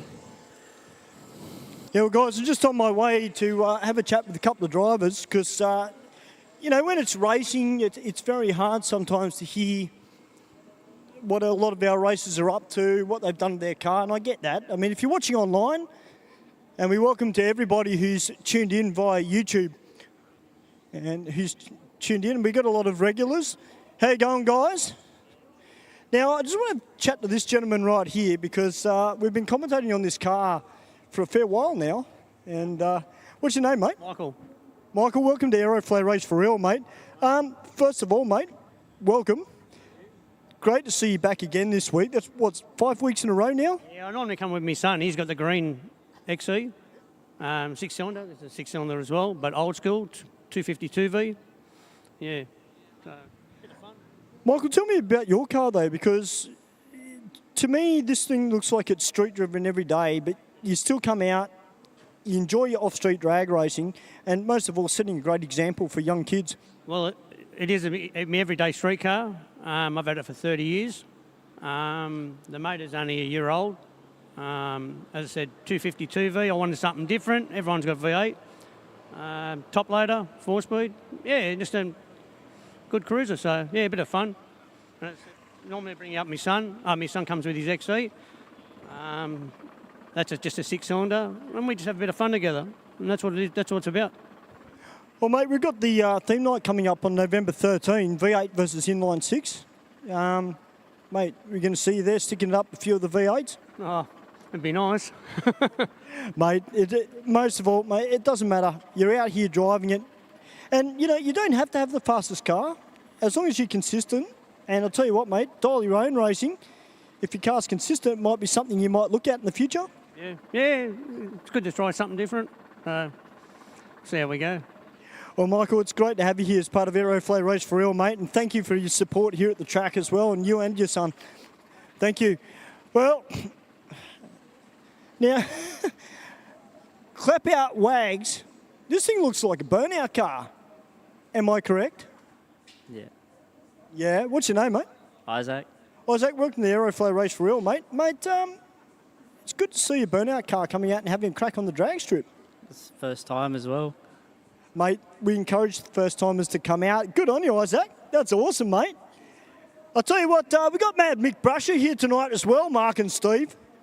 And I know Jenry's a little bit microphone shy, but he'll be out here tonight. Who up in the crowd is here for the Burnouts tonight? Put your hands up, guys. Have we got any Mick Brasher fans up in the crowd?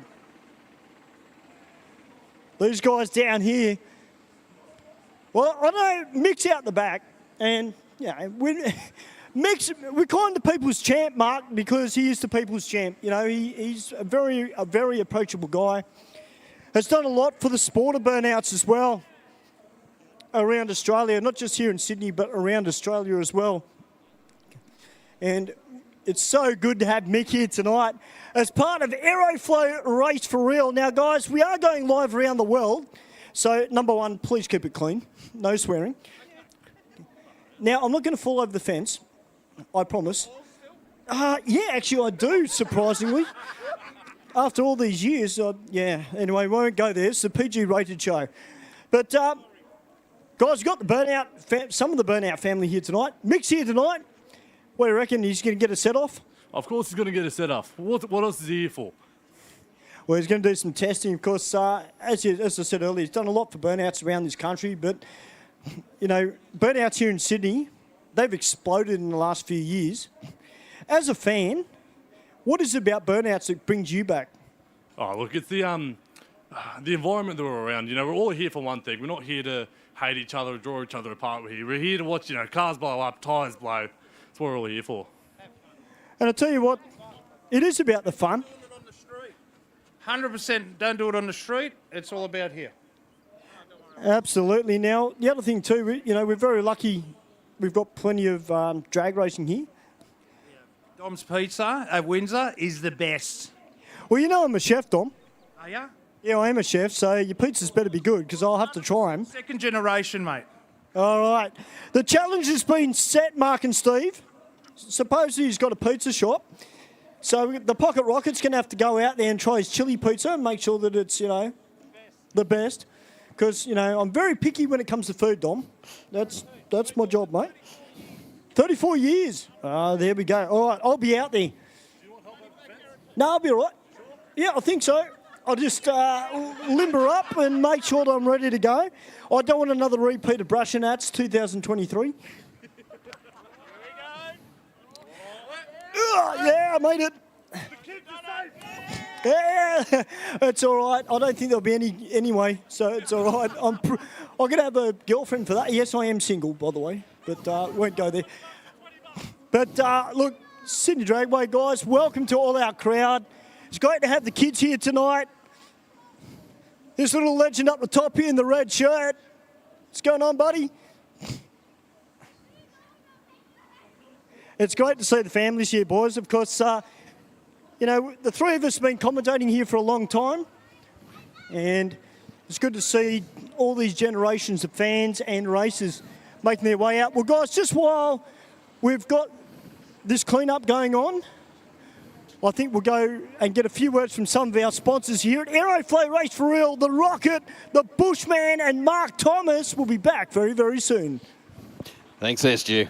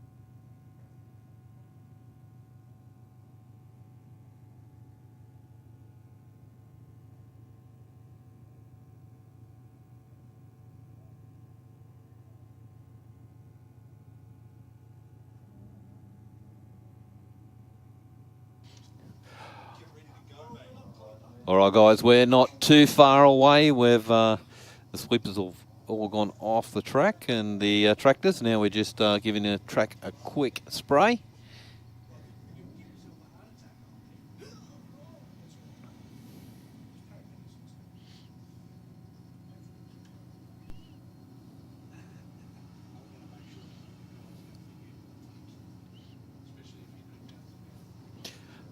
I'll tell you what, Steve, our track guys have done a sensational job out there, haven't they? Yeah, definitely, Mark. That was a fair amount of fluid down there on the racetrack, and I guess we can't see it that clearly until they spread the ice all over That's it right, and go, yeah. oh, wow, okay, that's a substantial amount of something to clean up.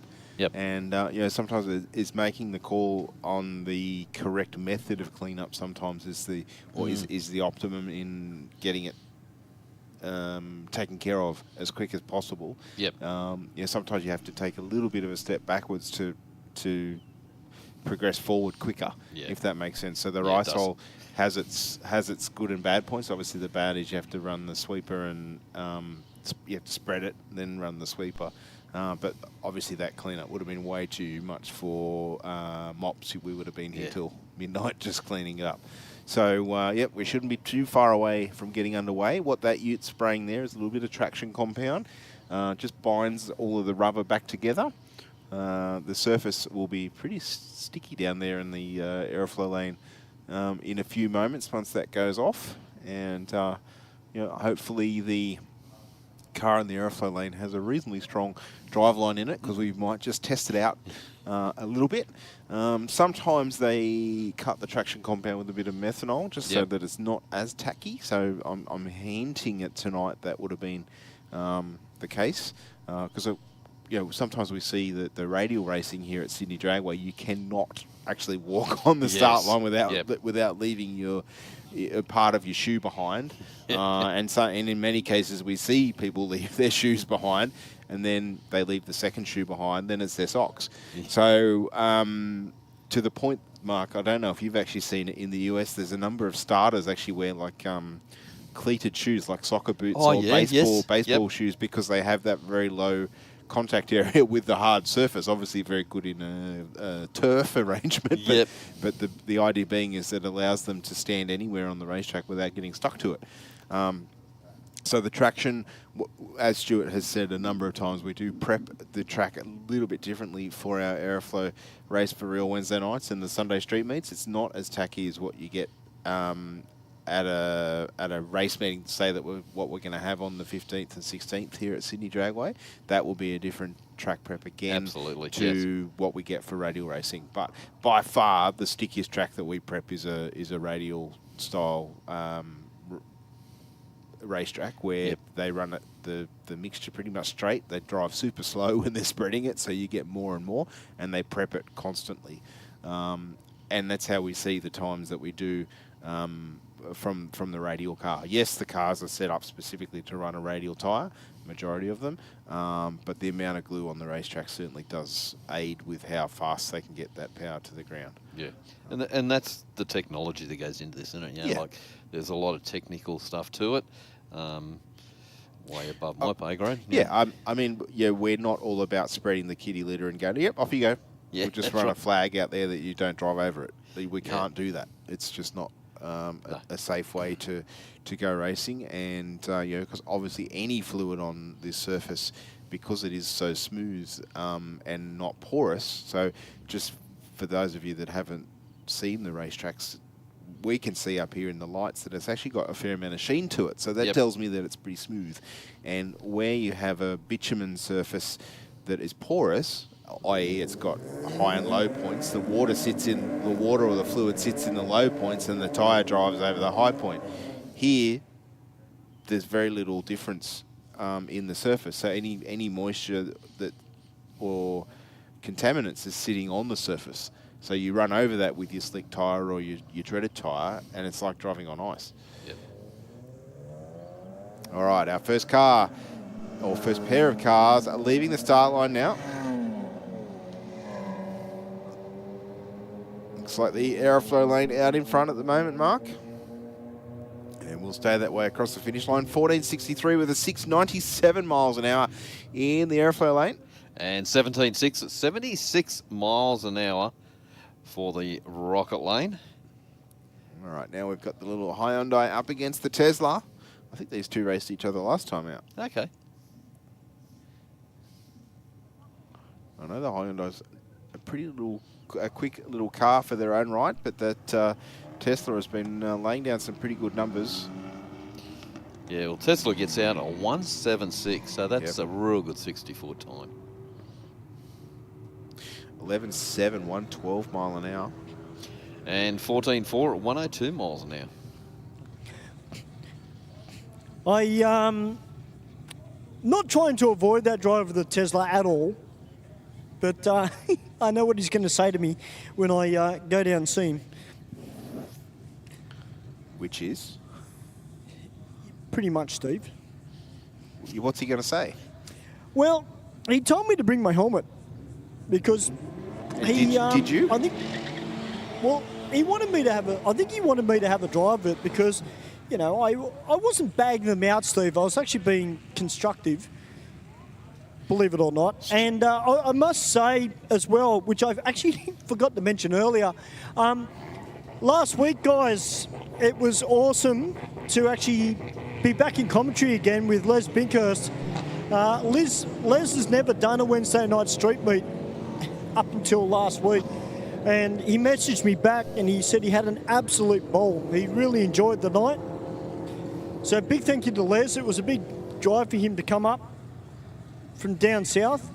But hopefully we'll see Les back again at some stage for a Wednesday night Aeroflow race for real. He has been doing the state champ stuff, but to see our racing at grassroots, I dare say Steve and Mark is very impressed. Yeah, Les is an absolute wealth of knowledge. Yeah, he's been commentating at Sydney Dragway for since day dot, and also Canberra Dragway as well. Hasn't spent much time in a race car. It's all he's got a car that he races over in the US when he's over there for a few months of the year. He's been doing that since he's retired, but definitely a lovely fellow and a wealth of knowledge. Very good at the very hard to pronounce names as well, just quietly. So I learned a lot through Les, as has Stu and Rusty as well. So yeah, it was good to see Les here at Sydney Dragway. But Stu, the bigger question right here, just to go back to what you said before, someone offered you a drive of their car and you haven't taken them up on the offer. What's the go? Well, number one, Steve, I forgot my helmet. I actually completely forgot about it. But I think it was more the point that, you know, let's be honest, we're all rev heads. We all like noise, we all like speed. An electric car, obviously there's no noise. You got the speed, but there's no noise. So I think he was just trying to demonstrate that, you know, it doesn't matter if it's got no noise or noise. If it's quick, it's quick. And I think to a degree, the driving dynamics of as Commodore does the Burnout, I think the driving dynamics as well would be interesting. Obviously, coming from an internal combustion engine to a petrol car, just the difference between the two and the way that they behave off the line, the way it feels. It would be something interesting to have a drive of, and just to see what it's like. Do yourself a favour, take him up on the offer, get him back next week, and go in for a passenger drive. I think you're making excuses, mate. Just quietly, bring the helmet. Mark and I will give you some time. We want a full report. Well, once you get new tyres for the Rocket, which hopefully be very soon, I actually do want to bring my car back out for a bit of a run.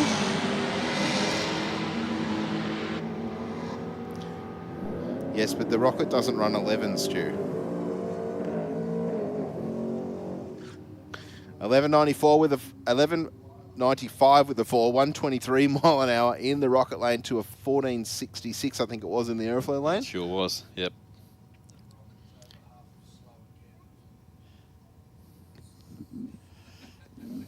Now this VN down here, Mark, it's sitting just below you in the water box. Yep. They've taken the left front headlight out and looks like got a big turbo underneath the bonnet, so we'll see how it goes.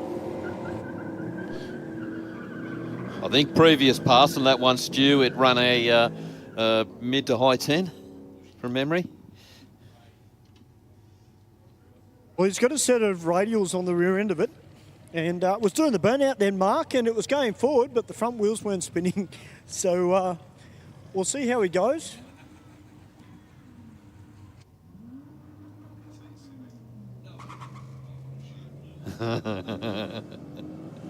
Stu, one of our viewers, Ray Lawlack, has jumped on the stream. He's offered the use of his helmet. I've got a jacket. Take him up on it. If you don't, Ben will. Look, maybe not tonight, maybe next week. Oh, come on, Stu. Come on, Stu. No, I've got a job to do here. It's it'd be nice to have some playtime, but you know, tonight, maybe next week. I'll pack the helmet, all right? But yeah, no, it would be an interesting experience. The only problem is, though, is that I'm a little bit lighter than him. So I'm 52 kilos. I you know, That's all right, never Stu. know, I might set of people in the car. Well, I don't want to embarrass him, so, you know. So, Okay.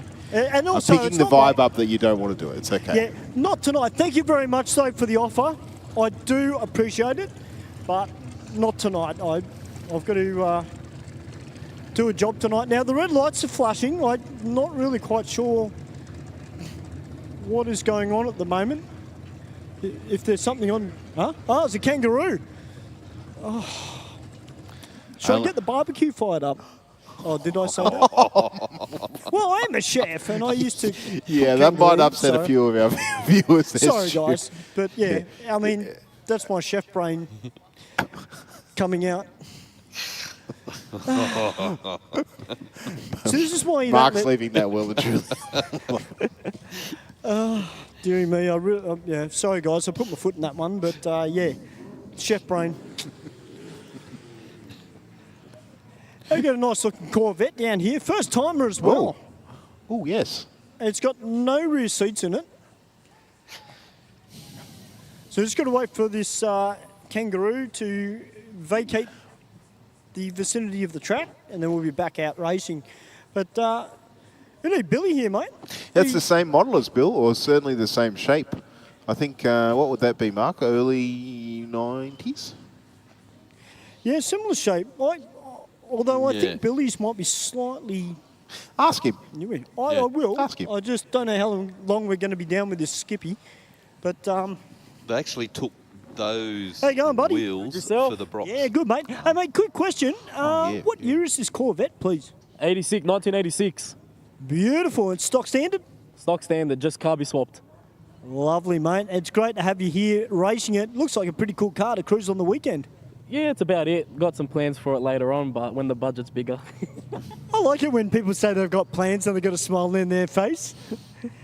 We'll keep our eyes out for this one. Great to have you here, buddy. Now, one guy I've wanted to do an interview with, he's got the hot rod, and look, I've been commentating on this car the last couple of weeks, because let's face it, a hot rod with open rear tyres is seriously damn cool. And we've got Steve upstairs who absolutely loves hot rods. What's your name, mate? Andrew. Andrew, welcome to Aeroflow Race for Real, mate. Mate, you brought the rod back out. You having fun? Yep, plenty of fun, but I'm having a shitload of trouble with nitrous. Nitrous is, yeah, can be tricky, can't it? Yep. Yeah, it's bashing me up too bad. Yeah, it is. It's very hard on the parts, but mate, it's great to have you here. I'll let you get organised because you won't be far off racing. Yeah, it's interesting, Mark, how far a lot of our street cars, particularly this level, how much the nitrous has really come back into the fold in terms of power adders for a lot of these cars. Well, I believe with the nitrous, obviously, depending on how many kits you're putting in and how many horsepower kit you're putting on, nitrous is not a bad option if you've got a car that's able to be driven on the street, but you just want to go a little bit quicker without making wholesale changes to stuff.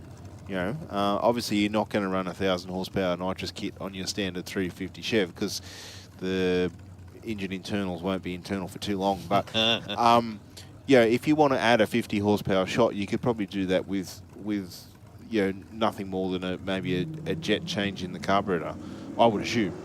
Would you agree? Yeah, with a very small kit. Once you start going to the larger kits, you got to put another standalone fuel system in it as well. Yes. To run with them. And yeah, that's when they are very, very hard on the motor. Yeah. But once it comes on like a hammer.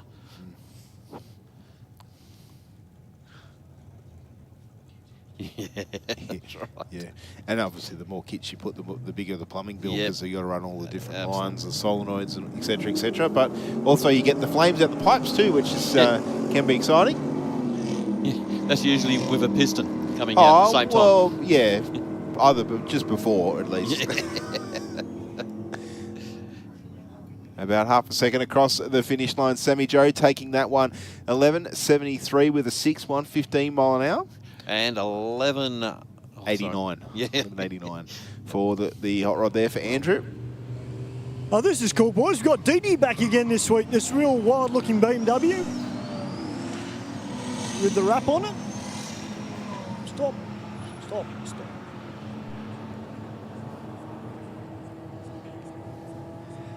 Just getting a little bit too eager there for Dee. It is a nice looking BMW, that one. I'll give the guy credit. I do like the wing off the back of it, giving that GTS look about it.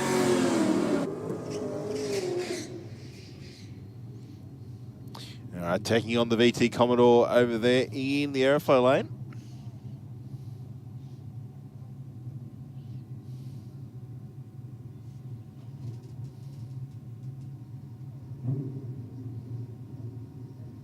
Yeah, just anybody that's racing tonight, guys, if you are a passenger in a car, the same rules apply with mobile phones as they do on the road, guys. Effectively, guys, if you are a passenger, we don't want you holding up the mobile phone in the passenger seat. You've got to have it on your lap or tucked away. You can't be holding it up and videoing the whole pass. It is just a safety side of things that we've got here at Sydney Dragway. So if you are a passenger, guys, please no mobile phones.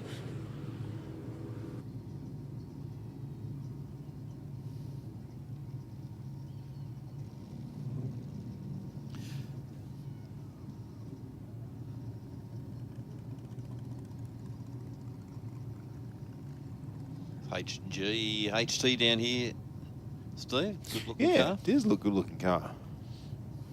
Taking on the VT Commodore. I'm picking the red car's going to win the next one. But no, very nice looking street car down there. Definitely retired from its work duties. Yeah.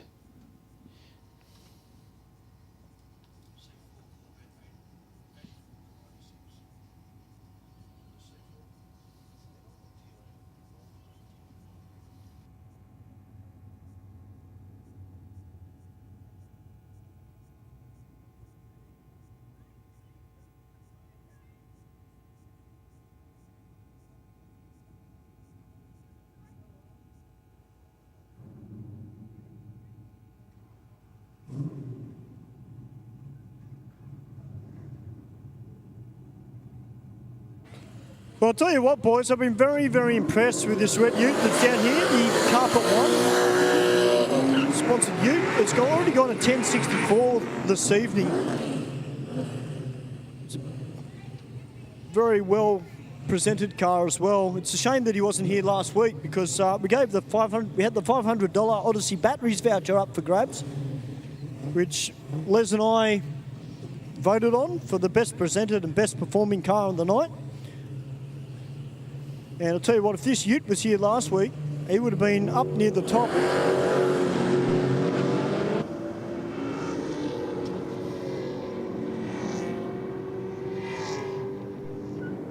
Okay.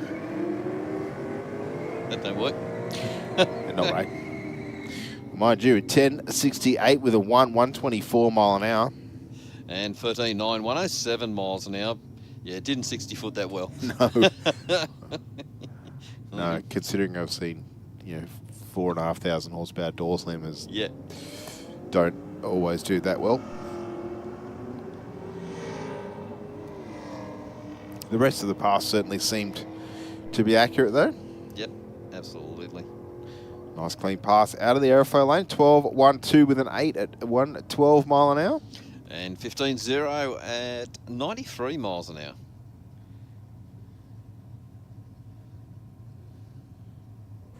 Well, guys, don't forget too, coming up on the 15th and 16th of November here at Sydney Dragway, we've got the PDRC round, the Pro Drag Racing Championship, which is going to feature Pro Alcohol, Pro Stock Bike, we've got Pro Mod, and as an exhibition class, we've got Pro Import, which will be here as well. You do not want to miss out on that event. And of course, it is being run in conjunction with a round of the State Championship Series, brought to you by Speed Addict Clothing Company. So we're going to have all our fantastic New South Wales sportsman races here as well. And Steve, it's going to be an interesting event. Obviously, we had Grudge Kings on the weekend, and we've seen some of those pro mods, what they've been running in that environment. But looking ahead, you look at a class like Pro Alcohol, Steve, it's going to be interesting to see who's got the handle on this track here in Sydney, because obviously it's been a little while since they've been here, and getting their head around it, I dare say there's going to be a lot of people really checking the data, because this track changes year to year, like any track. But, when the track was laid, a lot of people had the data, how quick they were running. Now it's kind of bedded in. I'm interested to see what a lot of these Pro Alcohol cars can do. In particular, Steve, Gary Phillips. I'm interested to see what he can do in that altered. Yeah, definitely, Stu. We saw some awesome footage out of the that altered at the Winter Nationals. 10.88 with a 127 mile an hour in the rocket lane there.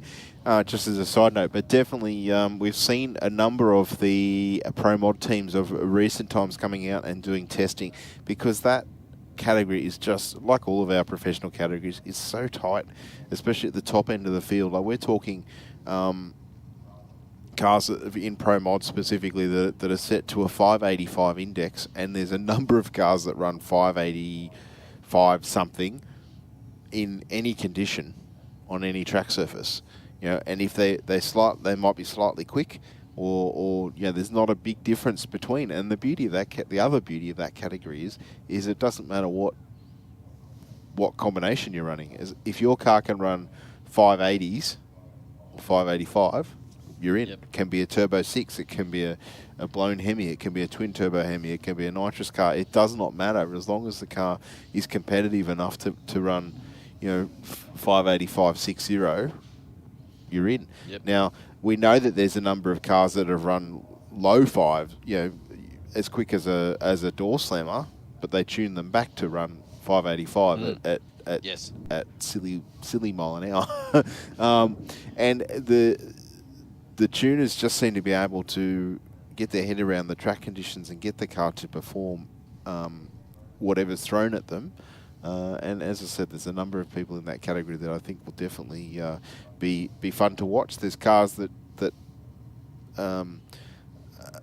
are a bit of a handful to drive. We've seen a number of cars recently step up the pace. Like Tristan Ockers was out here on the weekend. He ran 598, I think it was. I saw. Wow.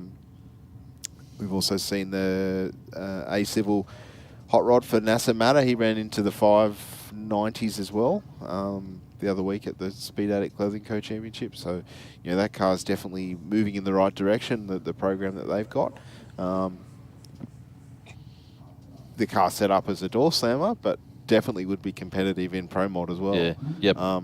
With those times, and of course the other categories that are here, they always put on a good show, and I know the organisers are definitely keen to see what unfolds. Of course, we're starting our racing at, I believe, 5 p.m. on Friday evening, so it'll go till into the evening, and then a full day's racing again on the Saturday. So yeah, definitely keep the Friday the 15th, Saturday the 16th clear in your diary if you want to come out to Sydney Dragway and witness the best that those categories can show. Just letting you, boys, just letting you know, we do have a little bit of oil that's come out here on the track out of that car. So what do you do? A diff or something in that, Stu? yeah, they might have to do a quick clean-up, but I did see a little avenue of gunk, but there are only a few spots up near the start line, but it got a little bit heavier, but I dare say the boys have probably got on top of that and got it all fixed up relatively quickly, so... Kudos to the driver though, Stu. Did the right thing, pulled over to the side of the racetrack and minimised the clean-up for our crew. Absolutely, Steve. You're 100% right. He's done a great job there. Just on the other thing I wanted to touch on too, Steve, about that PTRC round. I have always been a big fan of Pro Stock Motorcycle. And we know that, you know, there's at least one bike we know can make it into the sixes and do it relatively consistently. But once again, you know, it's been a little while since we've had Pro Stock bike here in Sydney. And I'm interested to see more where everybody's at, because, you know, Luke came out and ran a 6 on his bike, and that really set the bar for Pro Stock bike. And, you know, I'm not taking anything away from all the other riders, because, you know, they're still down in the 7.0s, but everyone's development on their bikes, you know, it's been probably 12 months since I've seen Pro Stock bike here at the track. And it'd be interesting to see where everybody's at. Yeah. But I've got to say, big congratulations to Nasser Mata. That car of his, Steve, as we know, you know, came from WA, the former Pinot Priolo Chevrolet, and they bought the car. And it's great to see that car down into the 5s. Yeah, definitely. As I said, the Nasser and the team are able to get that car into the 5s only a few weeks ago. And credit to them. They're out here testing it as much as they can. You know, putting down the numbers, getting used to the car, getting used to the maintenance, you know, and they're showing a little bit of consistency now, which is great. And once you have that consistency, you can make changes and see whether you're actually moving in the right direction. But, you know, just going back to what you said about Pro Stock Motorcycle, for all the years that I've been involved in drag racing, I see Pro Stock bike as something that does sort of happen in waves. You know, that you get a whole heap of riders that move the performance level up a bunch, and then they'll fade away for a little bit, then they'll come back and then push again, and then fade away and then come back. So, you know, the class of late is definitely in a strong period, and they're getting good fields and good numbers in the race meetings that they have.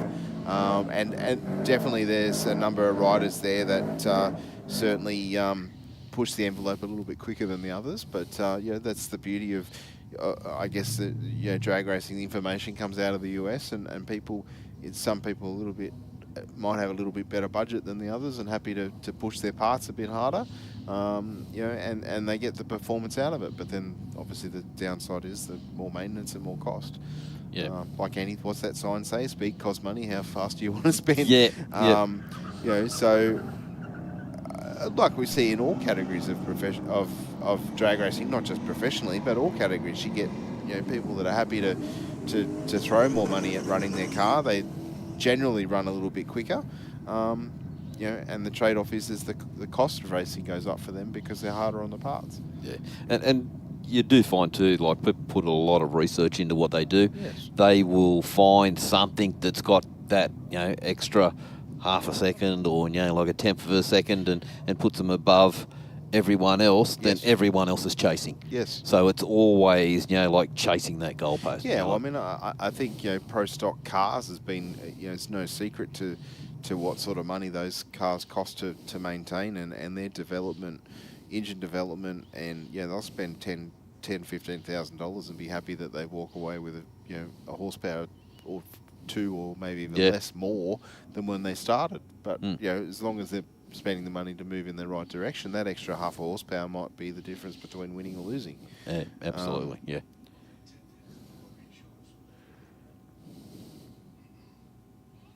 I'm not sure what the hold-up is. If we got Let's get another kangaroo down the end of the track. So one of our team is just shooing it away so we can get this Commodore versus Mustang happening.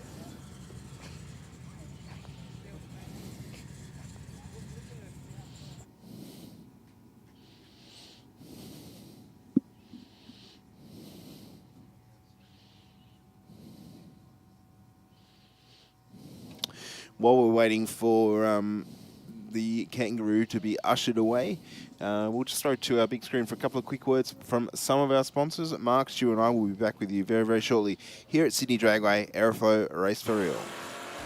Aeroflow Performance provides a wide range of high-quality performance products for racers, street machines and hot rodders. From fittings, fuel system components, intake solutions and even turbocharger systems, you can see it all at aeroflowperformance.com. Pro Drag Racing returns to Sydney Dragway this November for the last time this year. See Australia's best racers hit the track with 4,000 horsepower each and a need for speed at over 400 k's per hour. Pro Alcohol, Pro Mod, Pro Stock and Pro Bike will all be there, with Pro Import hitting the track for the first time as a professional class. With tickets from $25 and family passes available, plus kids under 12 free. Tickets available now at prodragracing.com.au. You can't afford to miss this one. I've chosen to use VP Racing fuels since I was a teenager racing motocross, which was 21 years ago now. I just have a really personal trust with VP Racing fuels. Running on the ragged edge of blowing up and not, a lot of it has to do with the race fuel, and that's what we rely on, VP Racing fuels. VP has been making racing fuel for 43 years. They're the official fuel of multiple top series globally. No matter where we are in the world, no matter what fuel we need, it's always consistent, it's always perfect and exactly what we're expecting and our tuners expecting. They support myself, my Drift Alliance bros, and for that, I'm extremely thankful. Keep making amazing fuels out there.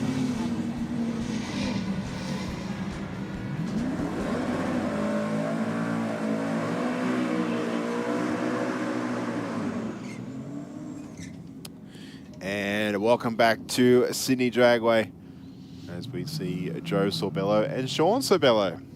Two generations? Yeah, burn some rubber. Right now, Sean's choking on Joe's smoke. Mind you, Sean's not shy of a burnout either. So the LS2 on board the 180SX. Pro charge for Joe, taking on Sean Sorbello with the twin turbos. Joe getting a little bit eager to leave the start line, left before the third amber, and Sean Sorbello looks like just got just past the 60 foot and the car has stopped. Joe rolling out of the throttle with a 10.29 with a 3. It's going slower. A lot slower. Not as slow as Sean Sorbello is at the moment, unfortunately. Looking like probably broken something in the car. Yeah. A fairly good look around the rear end, so.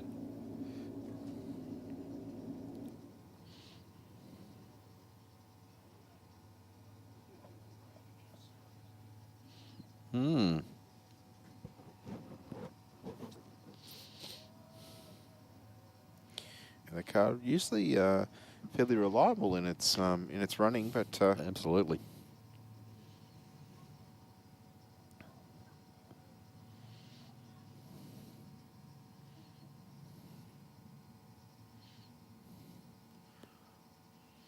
Well, the car is still rolling, so that's a good sign. Yes, yeah. It's not all locked up like we sometimes see with driveline failure. Usually when they usually break really well. Yeah, break and jam. Yep. It's when there's metal, not where there's supposed to be metal. Yes. Yes, definitely not the type of lock rear end that you wanted. No. Of course, we shouldn't be too far away from getting back into racing. It doesn't look like there's anything on the racetrack. You can see some of our regulars on the Sydney Dragway official YouTube channel chiming in every week, as they do. Yes. Here to watch the action from their lounge rooms. Of course, we see people from all over the world chiming in. Some up at fairly silly hours of the morning, definitely when I'd be asleep, but obviously appreciate you coming along and checking out the racing action. Unfortunately, it's been a little bit difficult to get some flow happening tonight. Had a few breakages and a couple of big cleanups that we've had to deal with, but let's hope that the rest of the evening flows through to the conclusion. Luckily, our team down on the ground is getting them cleaned up quick, smart. Yes. Yep. So, yeah. And as you were saying, from some of our people that's there on YouTube and Facebook, they're coming up from America, Europe, got them coming in from everywhere, and some of the input we get from them is sensational. Yeah, it's great. The banter between the regulars is usually pretty good. It's a bit of a laugh. Some of it we can't repeat on air, but you know, Benny, our production manager, keeps a little bit of a close eye on some of the comments and pulls people up if they don't follow the PG guidelines, I guess. 1093 with a 5, 131 mile an hour in the airflow lane to take that one. Yeah, so the regular viewers are always good to have a bit of a laugh, and you know, if we throw a question out there, they generally jump on there with the right answer, so that's always good.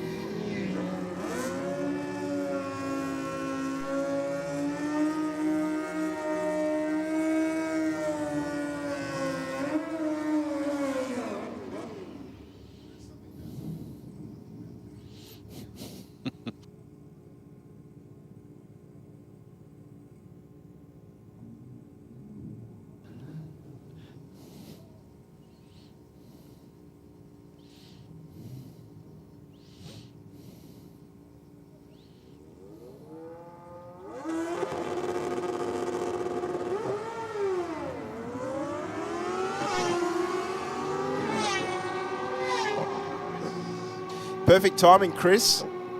One of our viewers, Chris Mayrose, 3:25 a.m. from Montana in the USA, watching Michael Riches. Yep. Michael Riches runs down the racetrack. Organised that just for you, Chris. And it's a 10:006.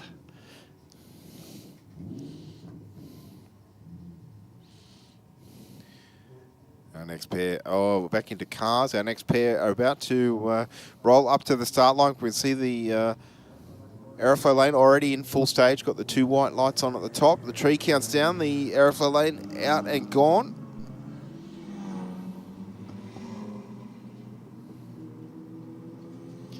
And I think it's the rocket lane we can hear in the track mics. Doesn't sound like it's particularly happy.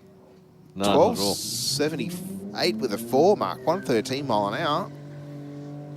Not too shabby at all. And 22.5 at 48 miles an hour. He sort of give those brakes a bit of a jab every now and then. So, yeah, I think you're dead right there, Steve. There's a bit of a problem with that car. So we'll just wait for him to clear the top runoff road. We can let these guys down on the starting line loose.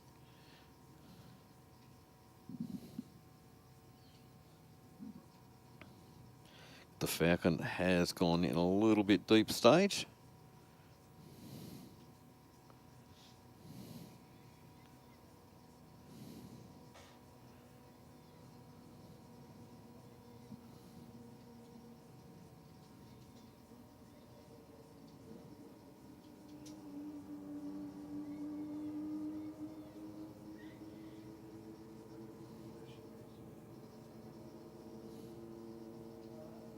Steve and Mark, we're just going to be down for a little while. Might just get a few words from some of our sponsors.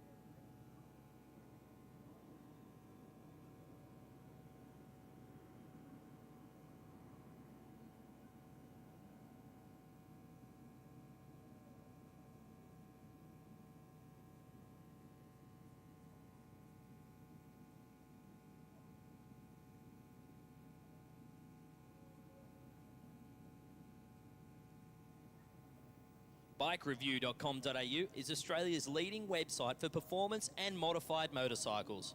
BikeReview.com.au is the only motorcycle-focused website to feature motorcycle drag racing on a regular basis. And in the words of editor Jeff Ware, our involvement with Sydney Dragway is our way of putting back into one of our favourite sports.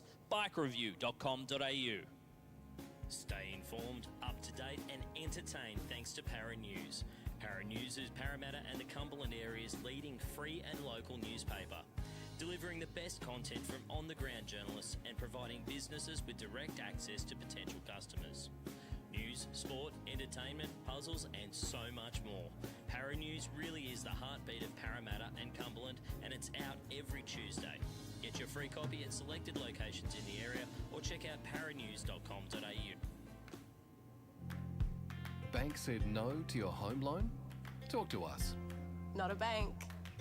Talk to Australia's real-life non-bank for home loans, car loans, personal loans. Pepper Money, the home of loan options. Whether you're building a street machine or a race car, Aeroflow Performance has a solution for you. Our ever-increasing range features boosted turbocharger systems, Bosch Motorsport products, X-Pro electrical systems, hoses and fittings, bang shift shifters, differential parts and fabrication components. You can see it all on aeroflowperformance.com.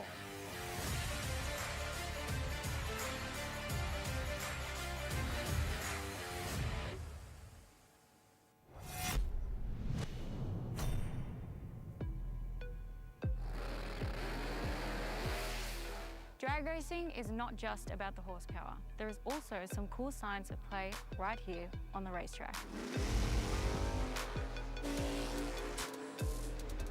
These drag strips aren't just regular concrete. We treat it with a special kind of glue often referred to as traction compound. I usually twist my foot and it's all... This is designed to ramp up the traction of the track's surface. It's getting worse by the minute for us racers to go straight and fast.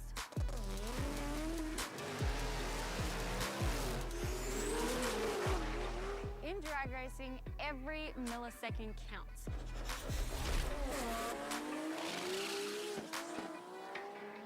That's why the teams adjust the car's setup to suit the track conditions. Teams can assess the traction on the track by using this interesting device called a traction meter gauge.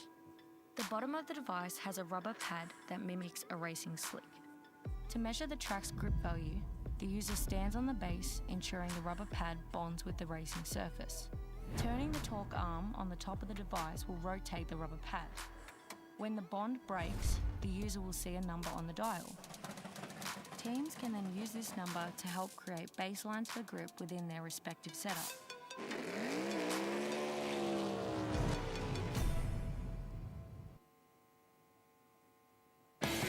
Pro Drag Racing returns to Sydney Dragway this November for the last time this year. See Australia's best racers hit the track with 4,000 horsepower each and a need for speed at over 400 k's per hour. Pro Alcohol, Pro Mod, Pro Stock and Pro Bike will all be there, with Pro Import hitting the track for the first time as a professional class. With tickets from $25 and family passes available, plus kids under 12 free. Tickets available now at prodragracing.com.au. You can't afford to miss this one. I've chosen to use VP Racing fuel since I was a teenager racing motocross, which was 21 years ago now.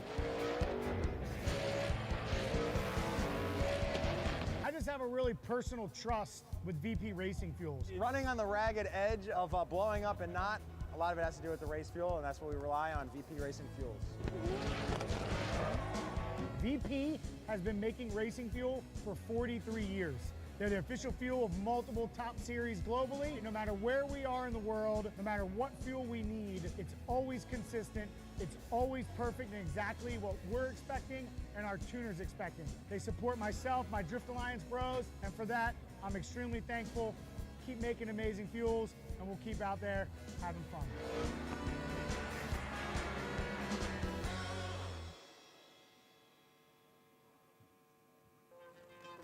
Aeroflow, famous for our massive range of hose, fittings and performance products. Air filters, oil filters, fittings, engine and transmission parts, fuel systems, tanks, silicone hose, exhaust, air conditioning, turbo and nitrous accessories and more. Get your free catalogue and shop online now at aeroflowperformance.com.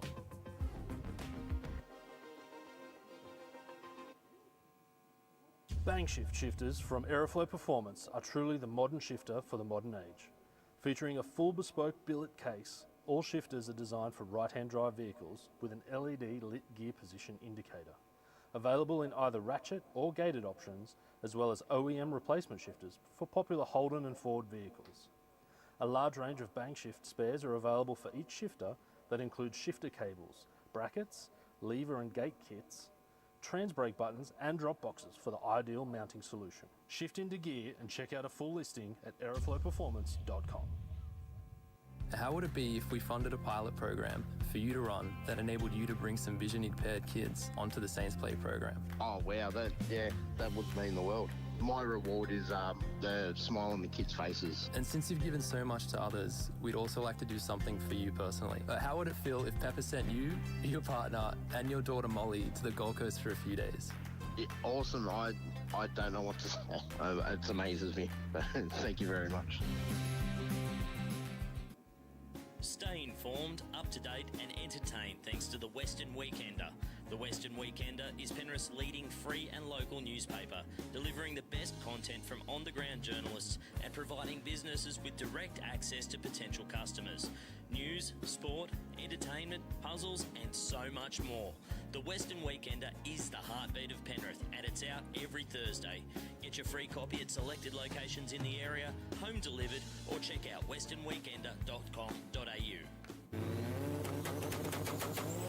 Boosted turbochargers from Aeroflow Performance are designed for the automotive enthusiast who wants optimal performance at a competitive price. We have a range of turbochargers in both ceramic ball bearing and 360-degree journal bearing options to suit your power goals from 200 up to 3,000 horsepower. To help turbocharge your vehicle, Aeroflow Performance also have a large range of turbocharger accessories. From steam pipe turbo manifolds, external wastegates and intake and exhaust solutions, you can have your car boosted in no time. For a full listing, check out aeroflowperformance.com. Speed Addict Clothing Co. Fast clothes for fast people. Shop now at speedaddictco.com.au.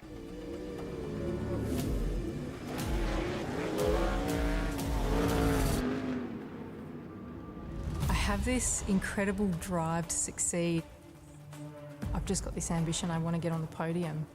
I think there's a lot of people that have an older mentality and don't think women belong in motorsport, and that's one thing I'd like to prove a lot of people wrong. It's you in the car and it's your ambition and your drive to win. As soon as that helmet goes on, that's it.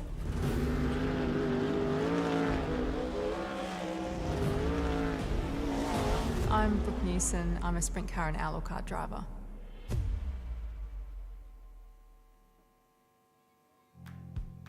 Not slow.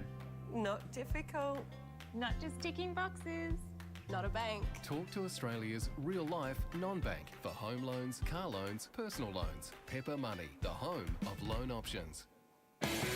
Pro Drag Racing returns to Sydney Dragway this November for the last time this year. See Australia's best racers hit the track with 4,000 horsepower each and a need for speed at over 400 k's per hour. Pro Alcohol, Pro Mod, Pro Stock and Pro Bike will all be there, with Pro Import hitting the track for the first time as a professional class. With tickets from $25 and family passes available, plus kids under 12 free. Tickets available now at prodragracing.com.au.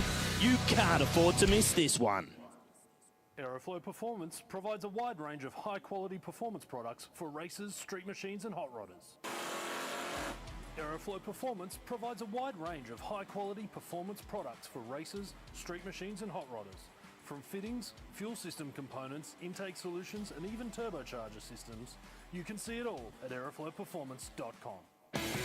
Pro Drag Racing returns to Sydney Dragway this November for the last time this year. See Australia's best racers hit the track with 4,000 horsepower each and a need for speed at over 400 k's per hour. Pro Alcohol, Pro Mod, Pro Stock and Pro Bike will all be there, with Pro Import hitting the track for the first time as a professional class. With tickets from $25 and family passes available, plus kids under 12 free. Tickets available now at prodragracing.com.au. You can't afford to miss this one.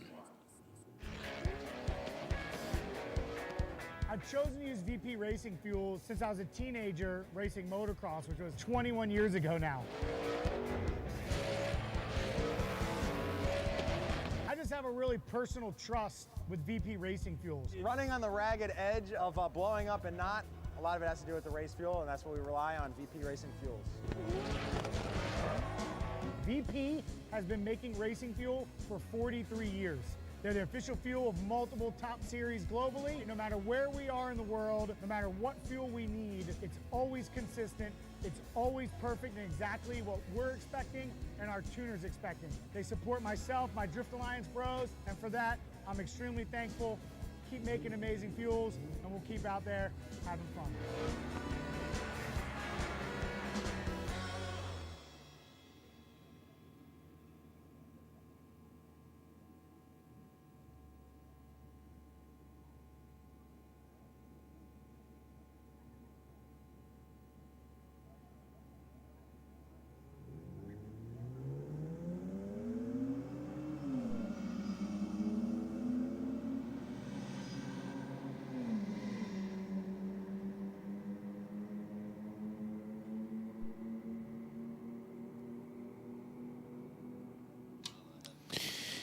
And a 1583 with a 5, 89 mile an hour for the Aeroflow lane to a 1478. Also with a 5 at 95 in the Rocket. Our friend in the Mini Cooper started out with a cracker reaction time earlier tonight, but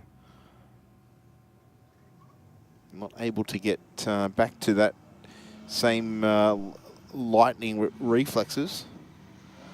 The Volvo wagon out in the Rocket lane this time around. The better reaction time, 0.107.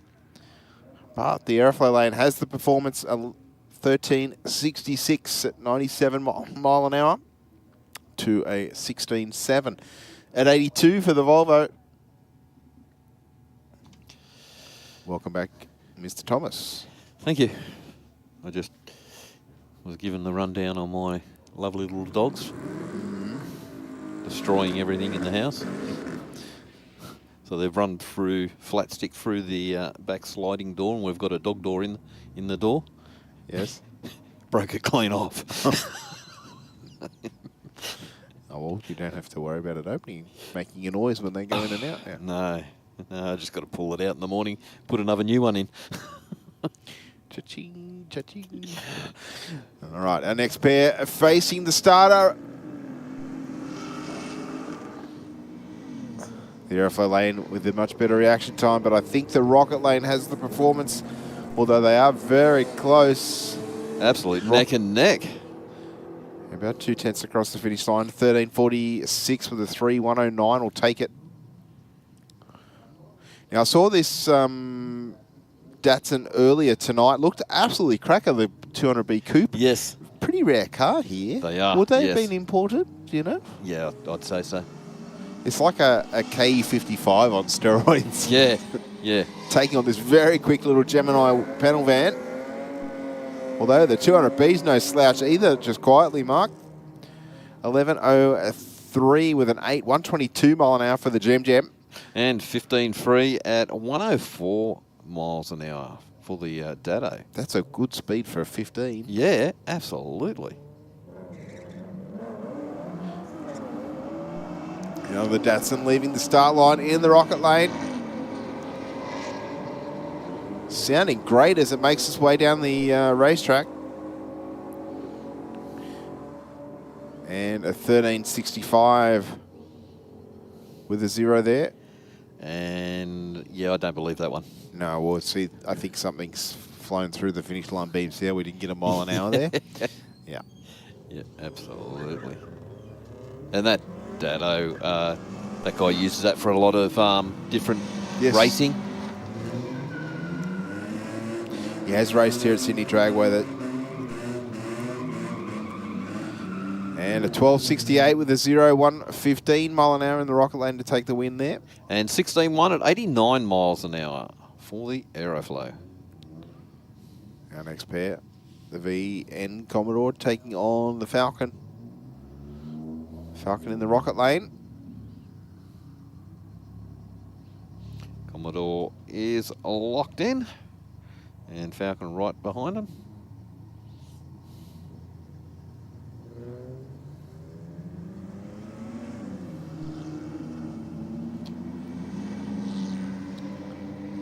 Well, the Falcon just goes screaming past. 10.4, 136 miles an hour to a 16.4 at 84 miles an hour.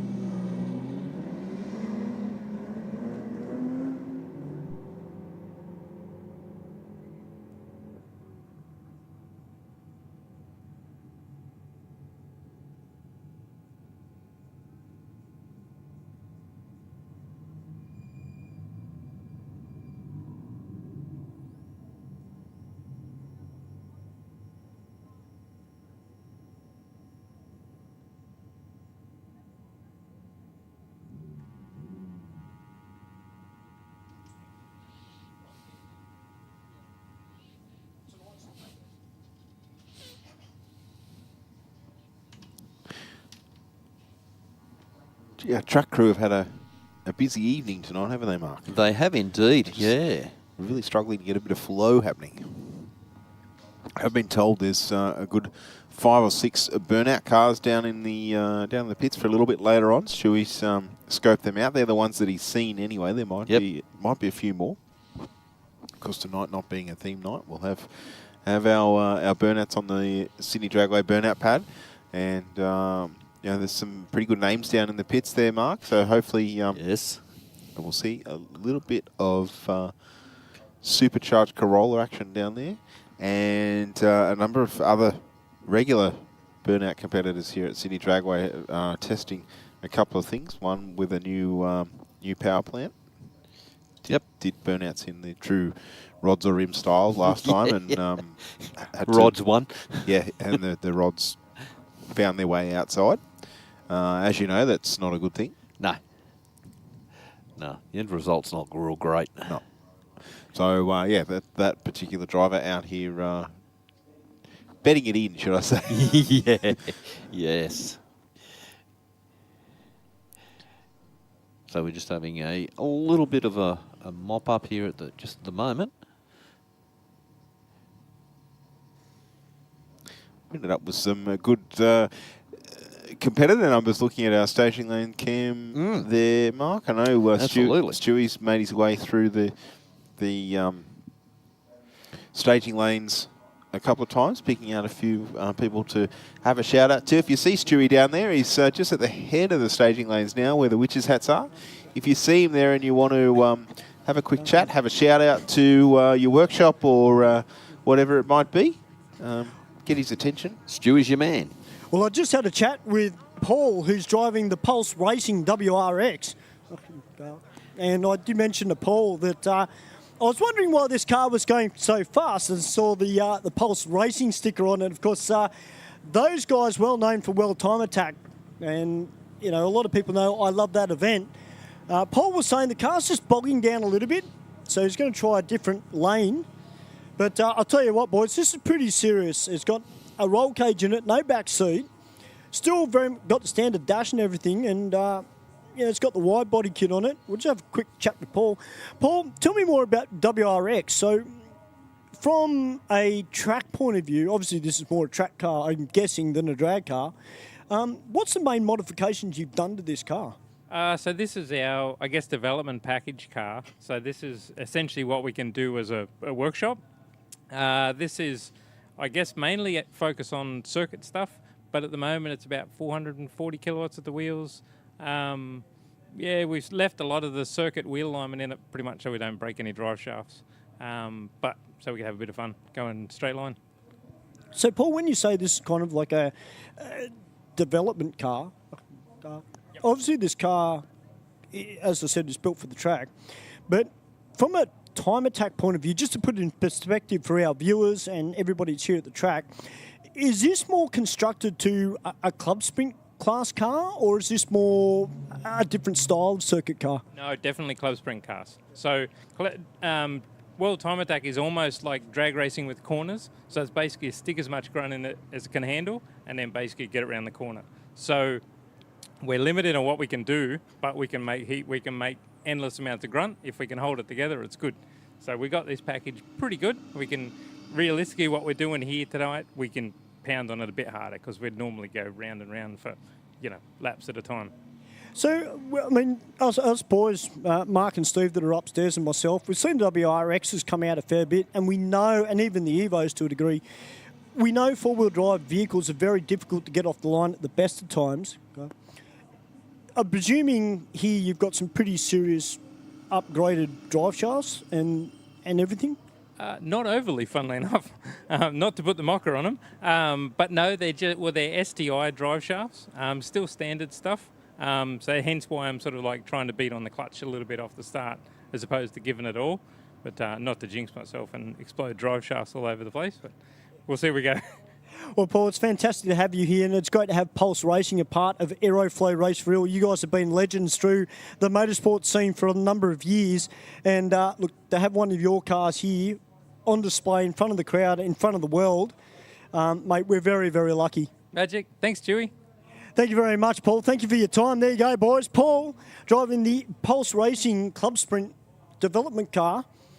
And I'll tell you what, boys, that's really impressive because to get it, one thing you guys talk about a fair bit, 10-second cars, it's still a very, very quick car. But I think, Steve and Mark, when you see it out of a four-wheel drive vehicle like a Subaru WRX, which is more circuit rather than drag, I think that makes it a little bit more impressive. Well, I think it's the different combinations, Stu, and I know that I've sort of had this discussion with Mark a few times on air. That is the beauty of drag racing, is that you can have, like tonight, you can have different styles of car all racing each other on the same platform, side by side, in, I'll say 20 seconds or less from when the car does a burnout, there's a winner.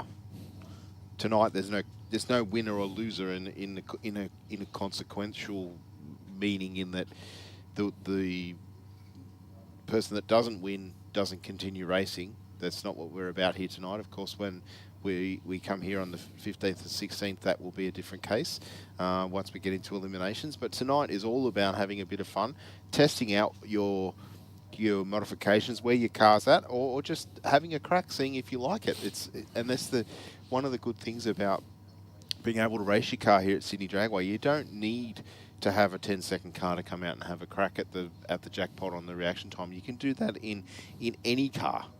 It doesn't matter how fast it is. It's about testing yourself against the Christmas tree, trying to get the thing to run as consistently as possible with your gear shifts, your launch, you get your procedure down pat.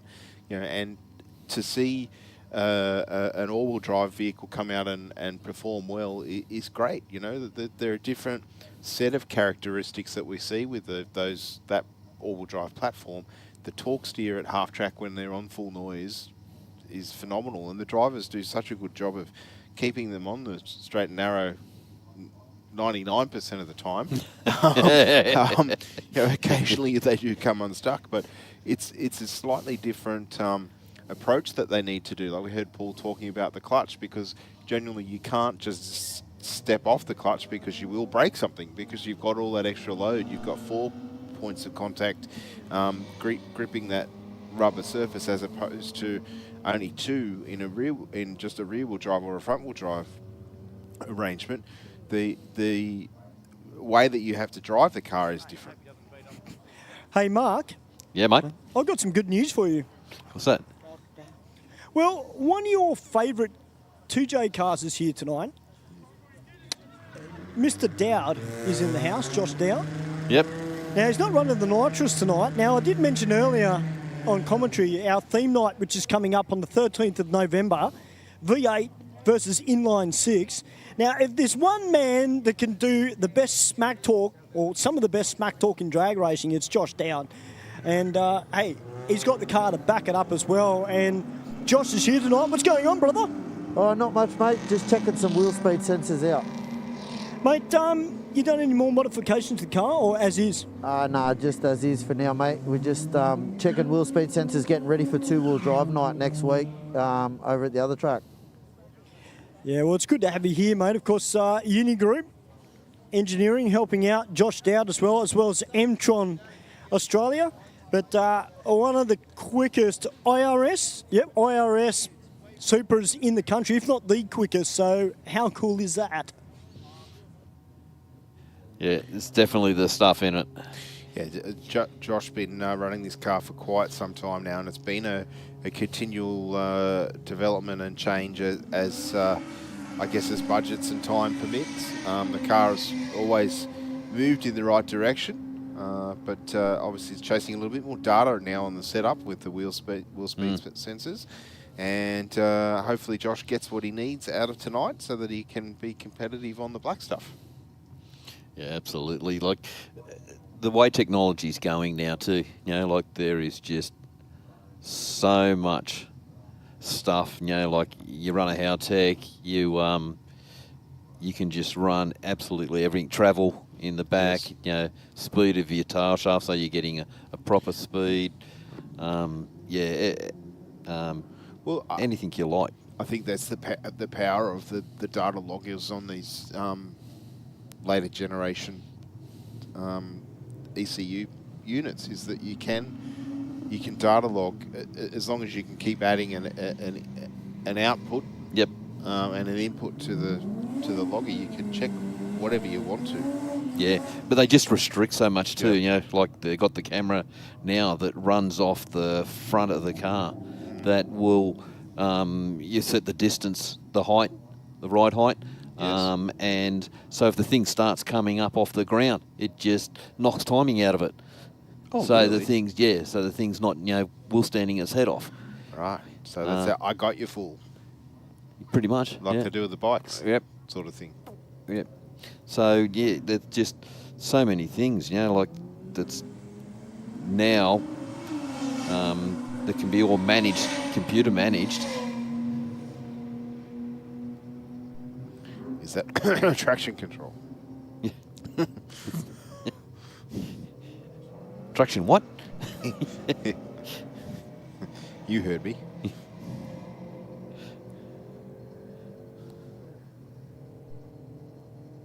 We've got 10.6, 129 for the Aeroflow.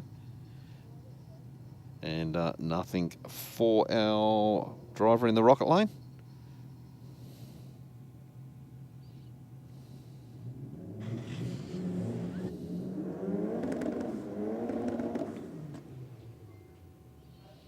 At Nissan versus Subi. I quite like the look of this 180SX, boys. It's got the wide body kit on it, got some massive wheels on it.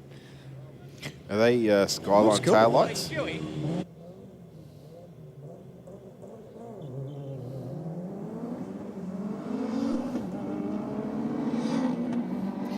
Well, I'll tell you what, this Subaru is just out and gone. I think that's the sequential box in that. It's a very quick shift. 1074 with an 132 miles an hour for the Subaru to a 14.0 mark at 105. Wow. For the Silvia in the rocket lane there. That thing just out of the hole and just kept accelerating harder and harder.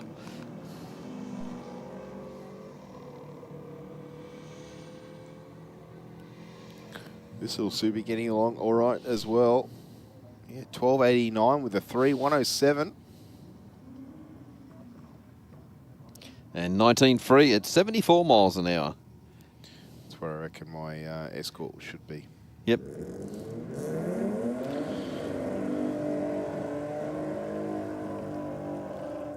A little more confidence and a little less care factor. As I say, drive it as if you stole it. Yeah, but I've got to pay for it too. That's why you bring it on a trailer. Wow. Well, Rocket Lane definitely going hard for a 000. Yeah, the little Cortina there was going to steal that away from us. 008 red on the start line. And the Aeroflow lane will take the win though. 1464 with a 297 miles an hour. And 17.1 at 78 miles an hour. It's not Stewie in the Tesla, is it? I don't think so. He didn't. Certainly wasn't keen on the idea.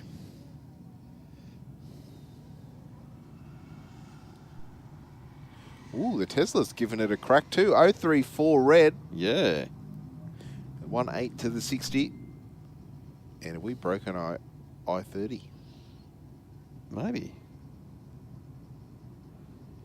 11.6, 114 for the Tesla. Absolutely so consistent on that time, isn't it? Yeah. We're doing 100 mile an hour at half track, just under 100 mile an hour. Yep. In 7.4 seconds. 35.0 at 58 miles an hour. Yes, 330 was a bit slow though.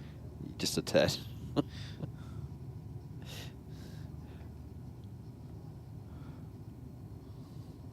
Commodore Ute up against the Falcon.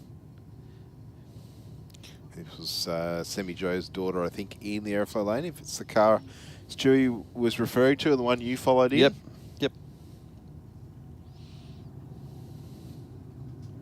What I want to know is why is she in a Ford? That's a Holden. Whoa, yeah. That's a Holden family. I'm not going out on a limb there. Both Sammy and Brian, both in Commodores.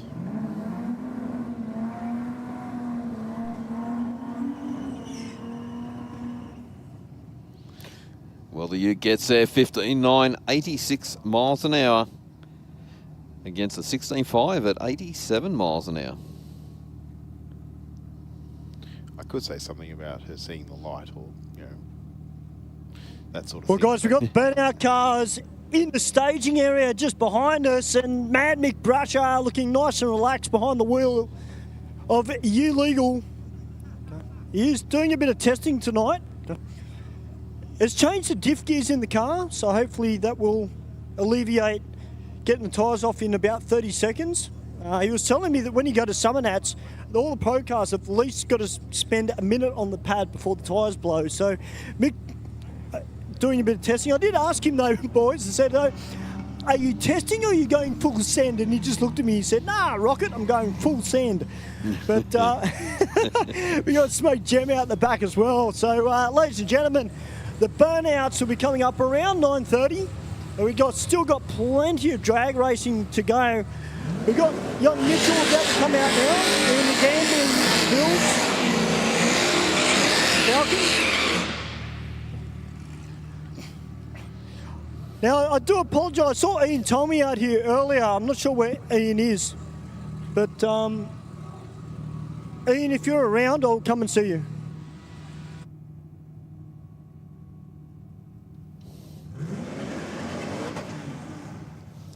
Ooh.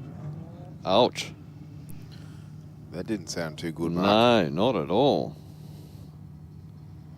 Has the Subaru slowed in sympathy? Or have we broken that too? Yeah, I don't know.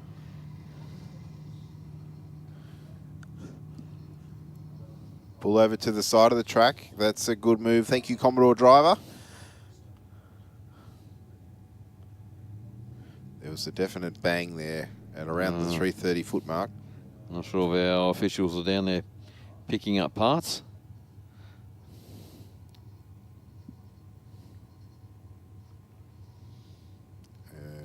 That's not a good sign. It's not a good sign.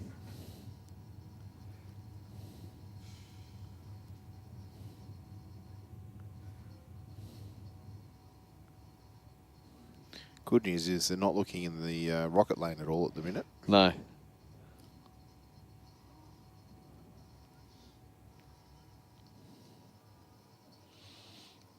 Yes, no, but there was a definite bang there. I'd say, would you say the 1-2 shift? Yep.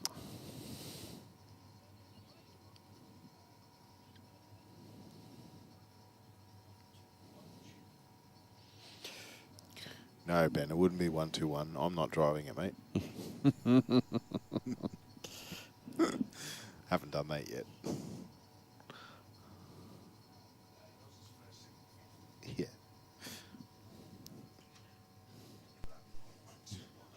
Yeah, yeah, because yeah, that's not the braking shift. The 1-2-5. No, yeah, it's usually 1-2-1 detonate.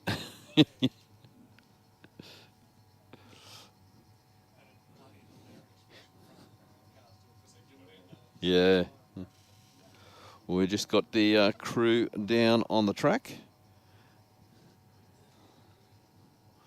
Might see if Stu can go for a wander down and see if anything is down there.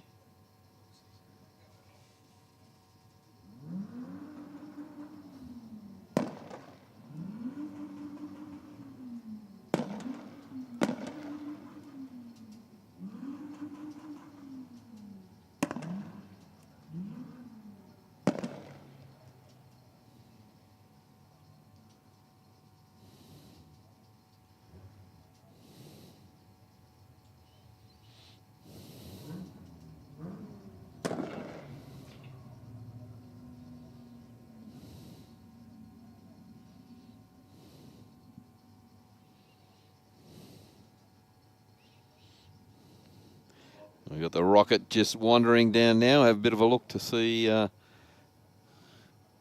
what we've got down on the track.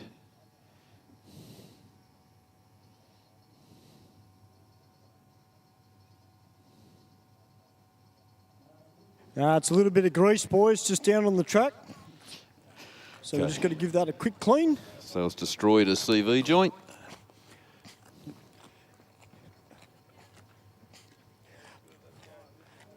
Tell you what, still got lots of good cars out the back too for drag racing. So don't go anywhere, guys. There's going to be some big cars and all our great street racers are here tonight. Mitchell coming out now in Nanu. This turboed FG Falcon.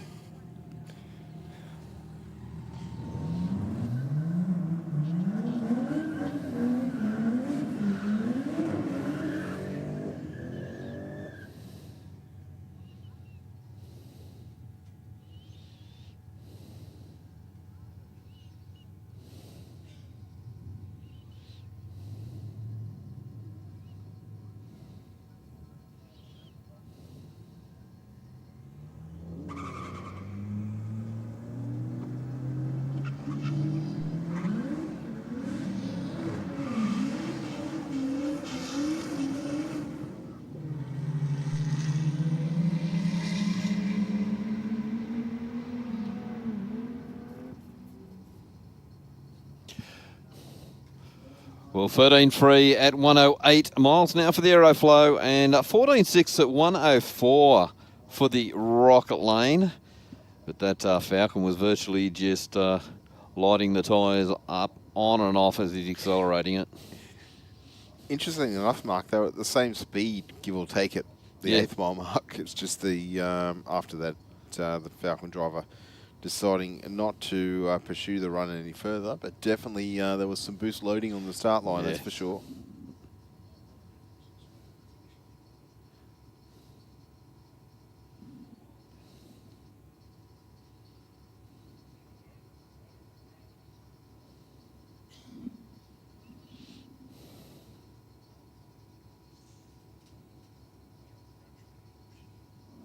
All right, I think I've just got the lowdown from Ben. I think we're going to go to Pro Tree. So that means that we're going to have all 6 amber lights are going to flash at once. Yep. Of course, don't forget our jackpot still on the table for tonight. It was sitting at $900 coming into tonight.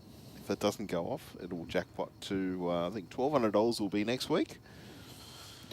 I'll tell you what, if you get it on the Pro Tree, you're going well. Yes, certainly in a road car. Yes. You've guessed it.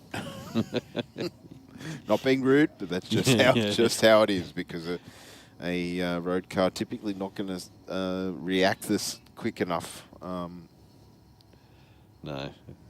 It's definitely not going to be skill, that's for sure. Oh, no. It's definitely skill in guessing. It's mental telepathy. Yeah. You've...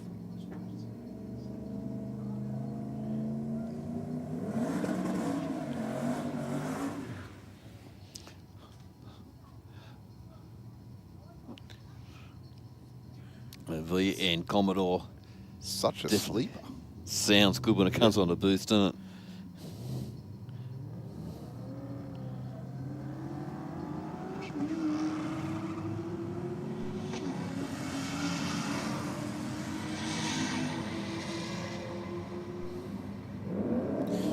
$108 mile an hour, half track for the VN. Wow. 11.15 with a 137 mile an hour at the top end. Wow. Yep. 13.9, 103 for the Aeroflow lane. That was a great pass. That's very impressive. Put on nearly 30 mile an hour in the second half of the racetrack.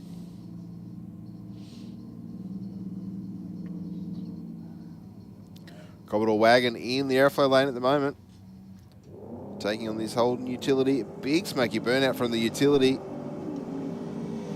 On its way nicely with a 169 60 foot. And an 1177 with a 6, 115 mile an hour. And 15.2 at 91 miles an hour for the Aeroflow lane. Well, Commodore Ute versus Commodore Ute. Yeah, I'm going for the Commodore Ute.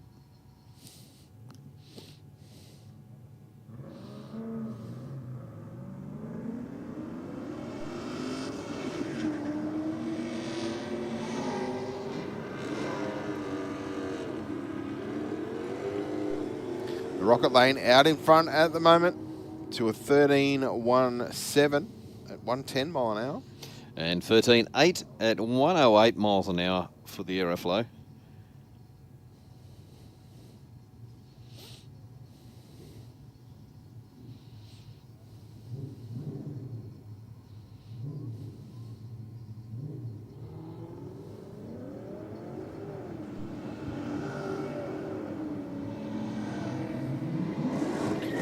Sub 2 seconds, 60 foot for the car in the Rocket Lane.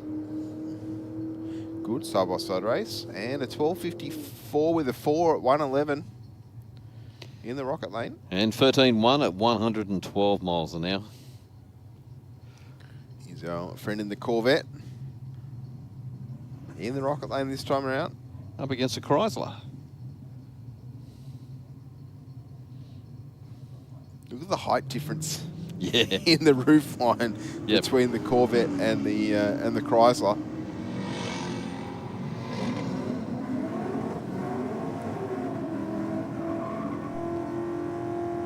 The Chrysler's going to get there though. 13.55 with a 4 at 104 in the Aeroflow lane. And 14.0, 96 miles an hour. We'll give you a bit of useless trivia, but for the HSV guys out there, the Corvette was 84. So around that era was the, was the Brocs. We had the directional wheels. They were off that model. That's where they come off. But they were painted on the Brock cars, were they or not? No. No, they weren't. Polished with a disc and then another disc in the centre of them. Because I'd have said on my VK. I bet you they'd be getting pretty rare to find nowadays. Oh, mate, I'd love to still have a set. All right, the HK Ute taking on the VT Commodore. The Commodore with the turbocharged power plant. Not chasing your reaction time here. 1.8 to the 60. Ooh, Commodore in the Rocket Lane just absolutely buttoned off just outside the 60. Yeah, he was slowing down between the 660 and the 330. Our friend of the Ute, though, 10.68 with a 9, 125 mile an hour. Went 1.5 to the 60 mark. Yep. It's a great setup car. Bit of a sleeper too, just quietly. quietly. It is. Yeah. Okay. And just waiting on the Commodore to clear the bottom runoff road.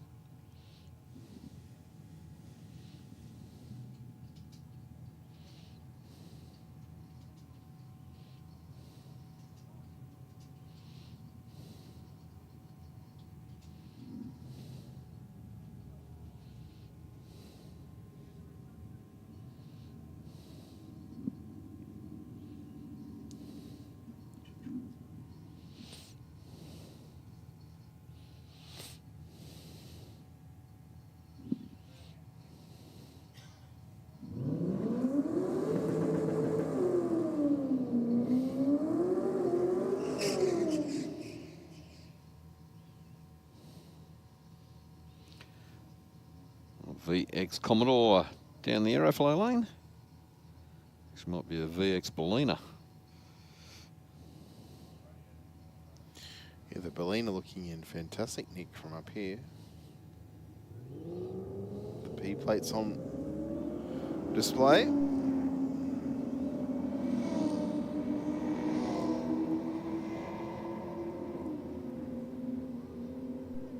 Looks like the Aeroflow lane out in front.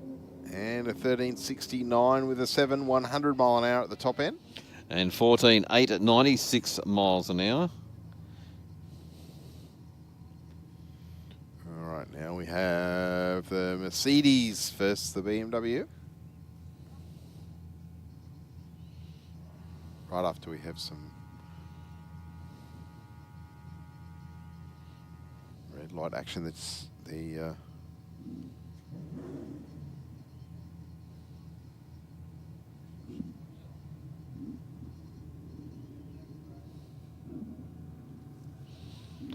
Not sure what the hold up is. Perhaps another Okay. Another kangaroo down there at the finish line. Only in Australia, Mark. Well, I've never seen so many kangaroos that love drag racing. Yes, this is true.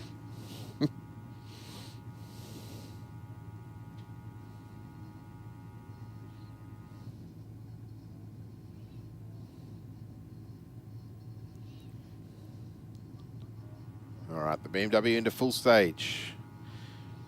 The Mercedes in there now. We'll get one flash and they're on their way. The Mercedes with the better reaction time. But I think the BMW has the performance, Mark. I'll tell you what, that's the way it's looking at the moment, isn't it? BMW gets there first, 13.9, 97 miles an hour. To a 15.11 at 91.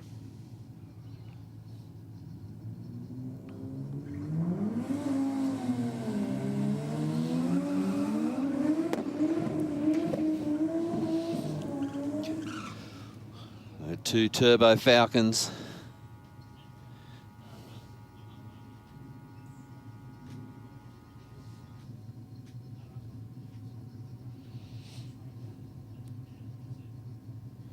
I think it was the black one that came out before and blazed the tyres. Let's see if the driver can get it to stick on the start line. And that we can see a representative ET at the top end. Again, just striking the tyres, but pedaling it, getting back into the throttle. The Rocket Lane in front at the 660 and a 10.56 with a 9, 139 miles an hour at the top end to a 13.52. Yeah, 76 miles an hour, so definitely backed out of that one.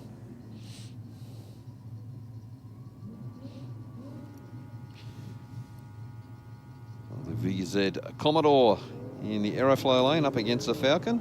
EB, I think.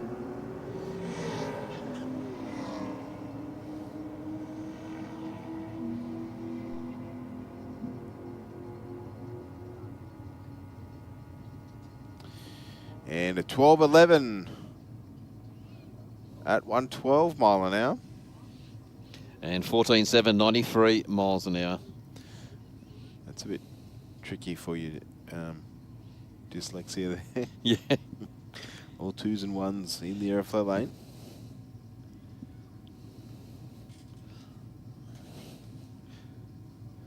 We've got this real clean looking black GTS. HJ Holden.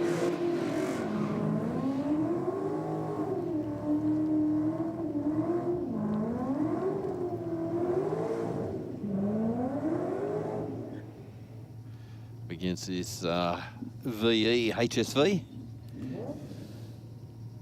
Yeah, driver not scared to burn a few miles off the rear tyres. Look how thick that smoke is, Mark. Yeah. Just slowly drifting away.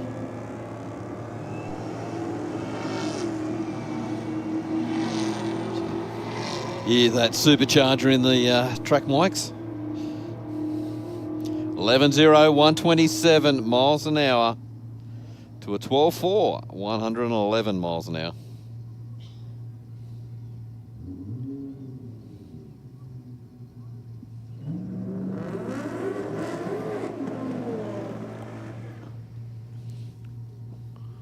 Ooh, Ford versus Chev, old versus new. Who will be the victor here, Mark? I'm going to go to Mustang. Say what? I'm going the Mustang. Are you feeling all right? Yeah. Are you sure? Yeah, pretty sure.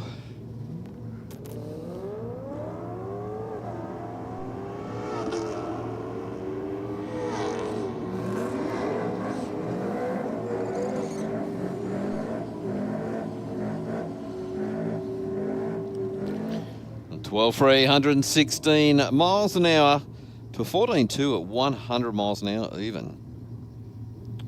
You picked wisely, my friend.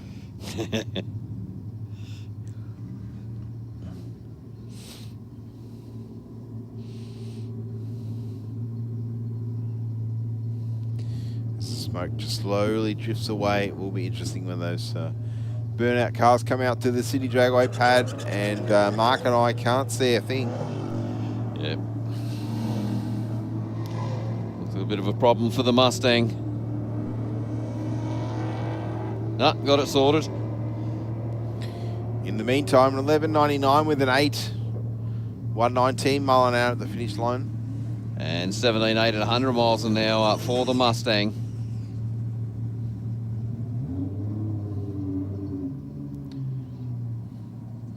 Next up we have Braden Stewartson in the airflow lane this time around.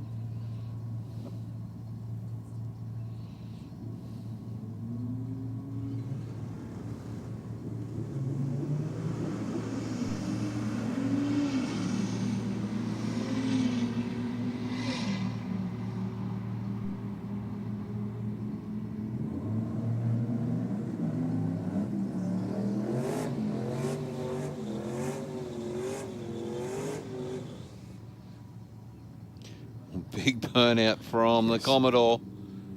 Yeah, not shy this time. Normally not doing anywhere near that size of burnout.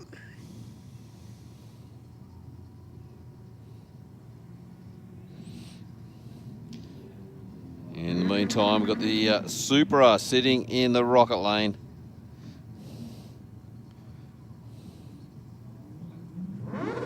Yeah.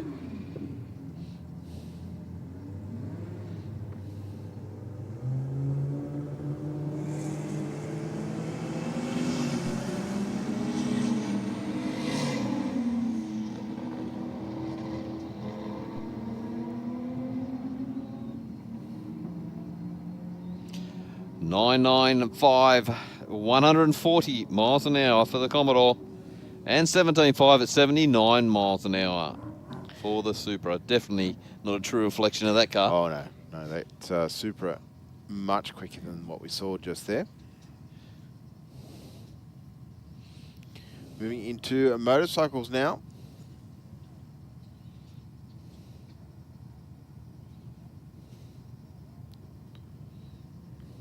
Both riders into full stage.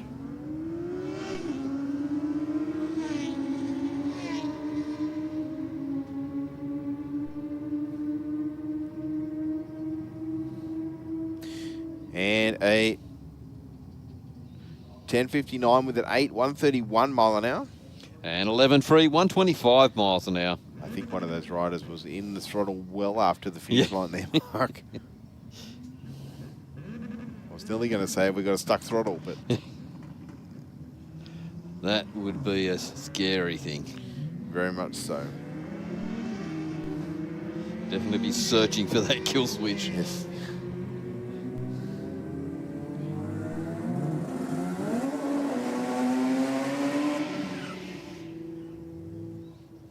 Wow. 12.15 with a 1, 113 miles an hour.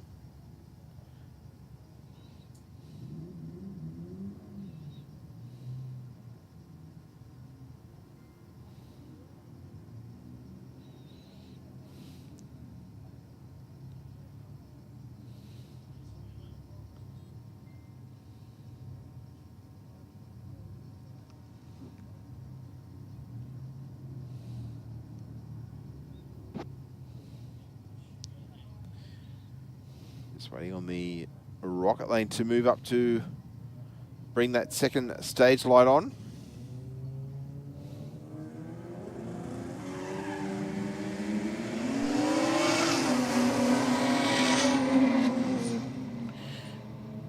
I was going to say see at the finish line, but just after half track rolled out of the throttle, was doing 100 mile an hour. Give or take 1.7 to the 60, rolls through for an 11.72 with a 7. Really? 157 miles an hour? Wow.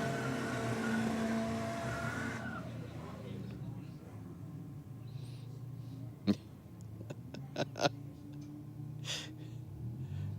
little dado down here just puffing out little smoke rings. I think you would be too if you'd just done that at the Burnout. Yeah. I think turbocharged in the little Datsun down here in the rocket lane.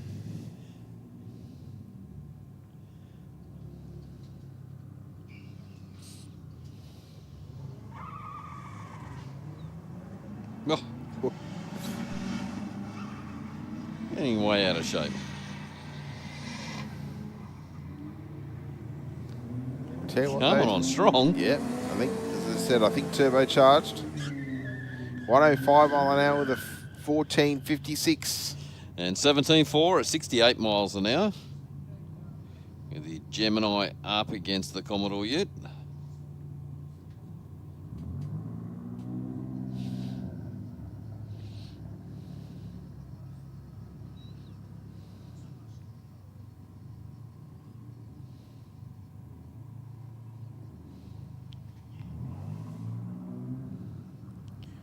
Just waiting on the Commodore Ute to move up.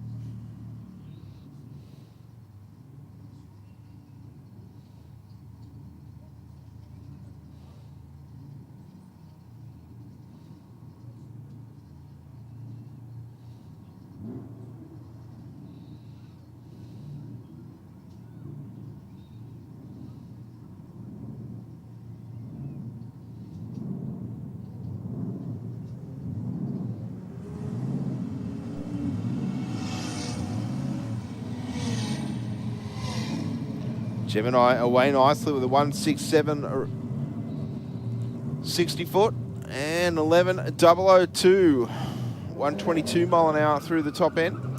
15.7, 87 miles an hour.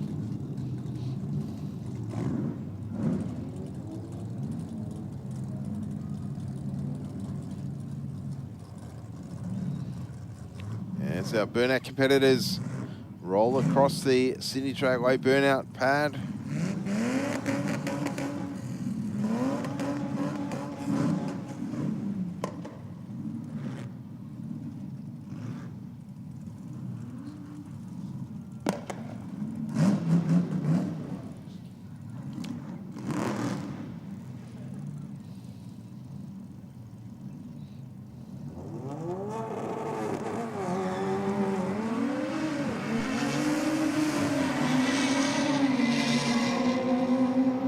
One 6.4 to the 60. 120 at half track mark. 151 mile an hour. 977 with a 4. Wow. Okay, we're just pushing this car out of the aeroflow lane. So we've got a bit of a problem with the car.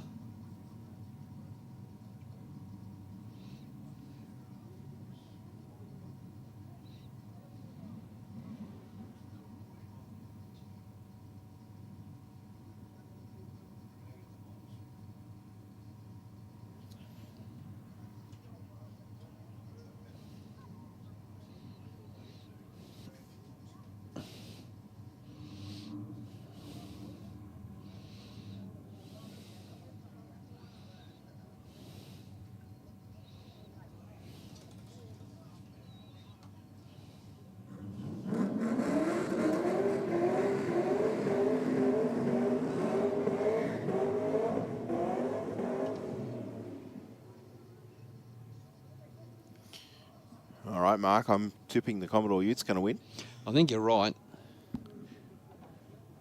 I can't remember which one won last time. I think it was the silver one. No, I'm wrong.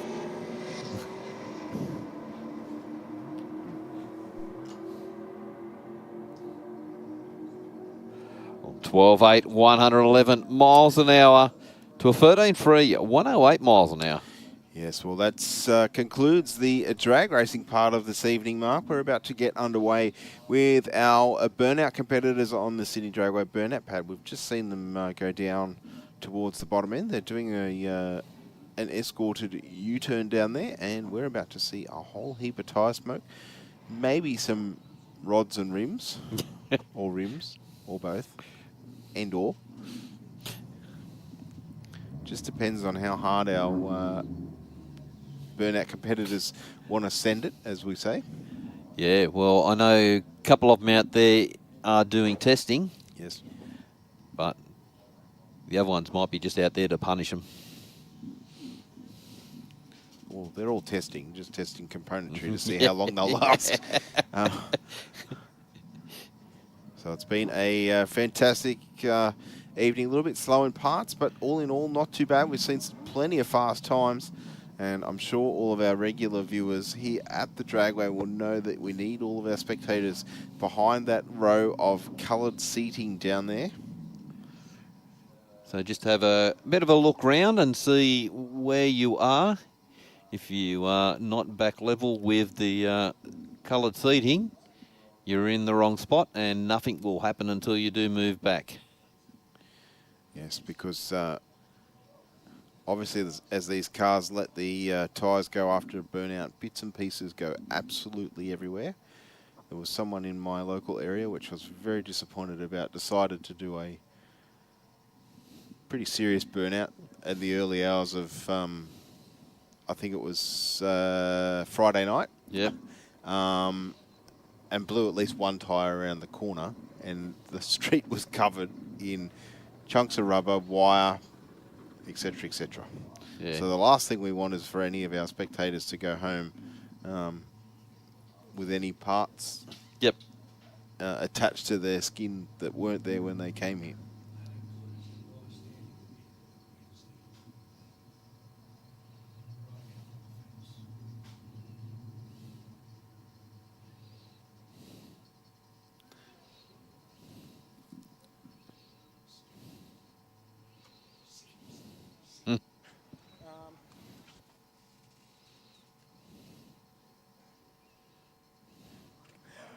All right, Sydney Dragway, we've got through the drag racing portion of tonight. Big thank you to all our drag racers that have come out tonight and done the right thing, get off the streets. But now it is time for the burnouts, and there's two little legends that are here tonight. They've got white shirts on that say Smoke Gem. We're very lucky to have Smoke Gem here tonight. Engine change for that car. Similar combination. The last one had a bit of a whoopsie. But we're about to rip in and have a bit of party time here. We've got Mad Mick Brasher in the house. Are there any Brasher fans up there? Make some noise!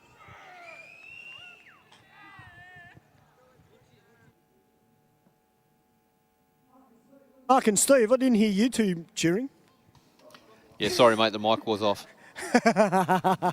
It's all good, boys. I'm just stirring. I'm in that mood tonight. I don't know why. I don't know. I think I'm just excited because, like you two, we love this event. It is time to get into it. We got the Commodore from Club Mang Society about to come out and let loose on the burnout pad.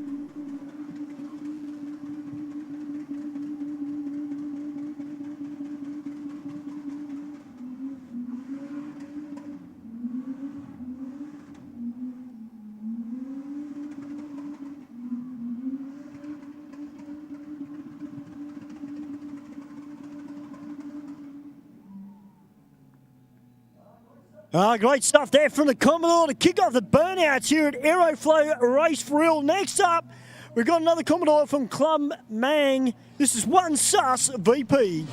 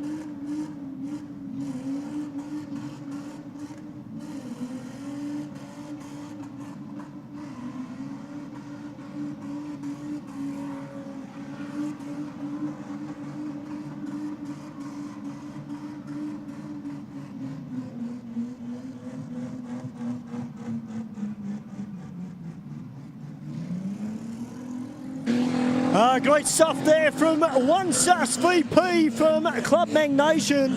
Sydney Dragway, put your hands together. All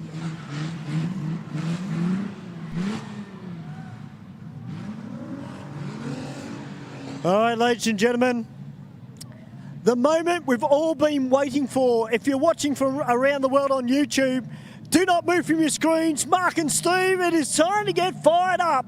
Sydney Dragway, let's get those limited fingers in the air because Mad Mick Brasher is about to come out in ULEGAL.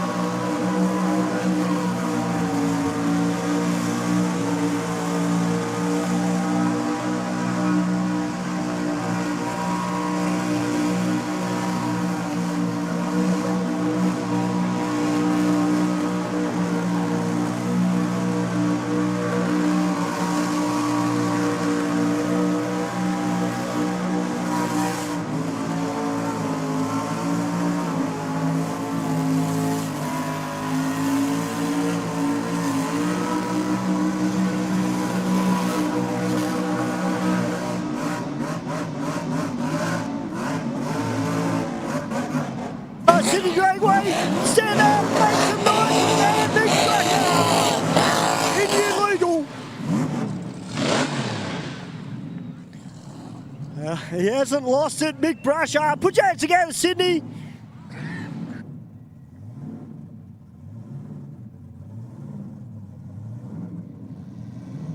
Well, up next on the pad from Club Mang Nation, we've got the Falcon about to come out. Yes, it's not a Manger, but it's still a 6 and it still does smoke.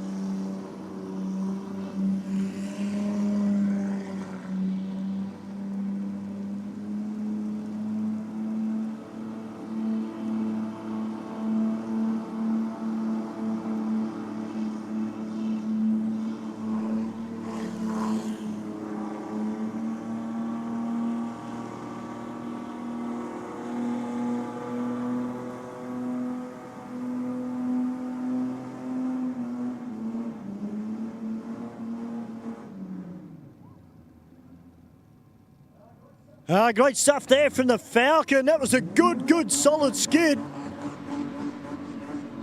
Very well done. All right, next up, we've got this Commodore Burnout car, which has been drag racing all night as well. So look forward to seeing this car come out. I am a big fan of wagons when it comes to Burnout. So let's see how he goes.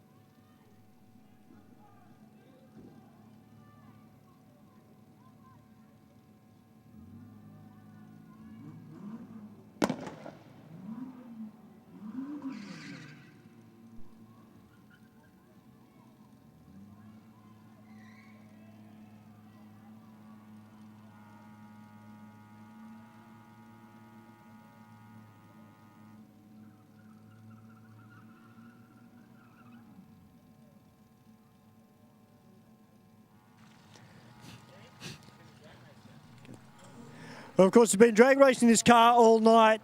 A first timer. And a first time doing a Burnout, ladies and gentlemen. So, hey, he's out there having a go. So,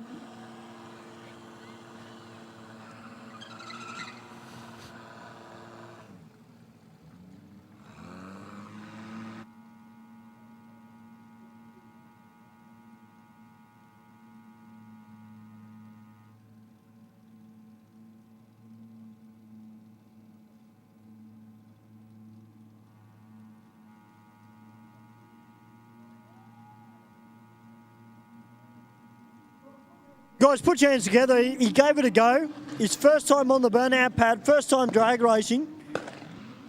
Very good effort there from one clapped out wagon. Next up, we got Smoke Jam.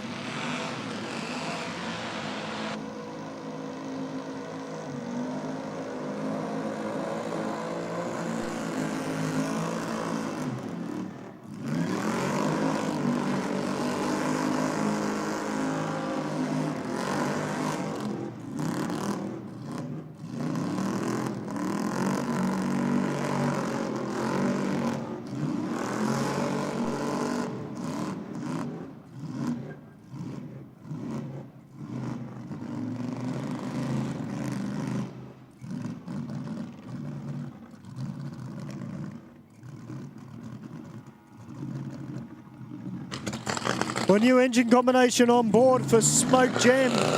Unfortunately, the last motor didn't play ball.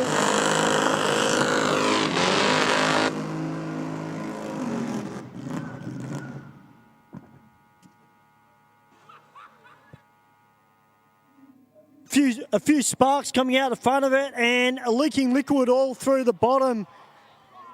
That is a shame there for Smoke Jam. A replacement motor and just has not played ball, unfortunately. So we'll have to get Smoke Jam, unfortunately, towed off the Burnout pad. Ladies and gentlemen, give him a round of applause for getting out there and giving it a go.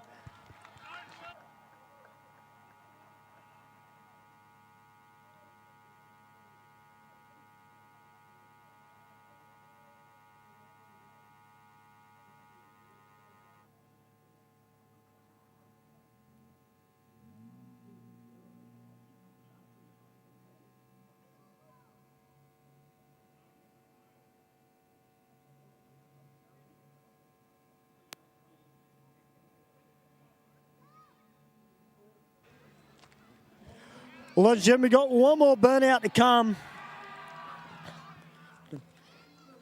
Tell you what, if that was his first Burnout tonight, he's done very, very well.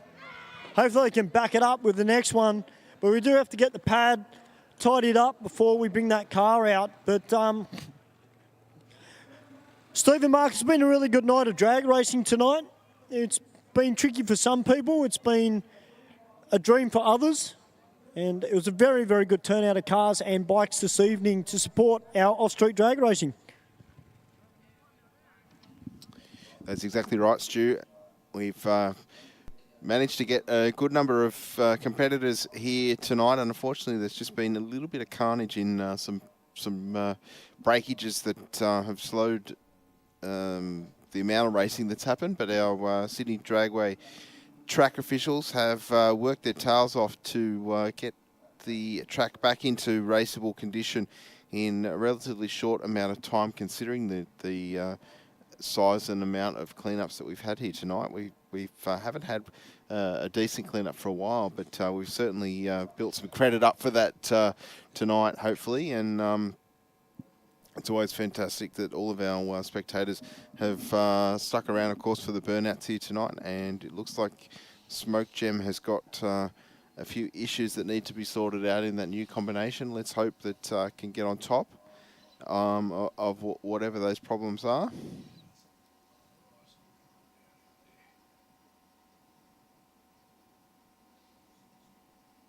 Of course, we've got one more Burnout to come, as Stuart has said. Well, unfortunately, Stephen, Mark, a rod out. Oh. Second motor gone. So, Smoke Gem will have to go back to the drawing board, get another motor, and he's told me he'll be back. That's a bit disappointing for him. Yeah, very much so, to not even get one skid done. Unfortunately, that is the issue, I suppose, when we play with these mechanical devices. We do everything we can to make sure that they stay together and work as they should, but sometimes engine's a fairly complex thing. There's so many little parts that all rely on each other to make the power plant or the drivetrain to work as intended. And of course, it could be something very, very simple that's made that happen. And of course, we are all human. With mistakes happen, but they do indeed. And I don't know what the process that those guys done with the motor, but it's always great to have your motor dynoed before it goes in, or once it's in, have it dynoed then, because those problems don't happen from then on, or they do later down the track. But it just eliminates another problem, because usually on the dyno they're hooked up to every gauge conceivable. Yes. So you can see if anything starts dropping pressure or something's not working right. Yes, well, obviously the advantage of that is if there is something that's not quite right, if the engine builders notice something, you can hopefully correct the issue before it becomes a more expensive fix.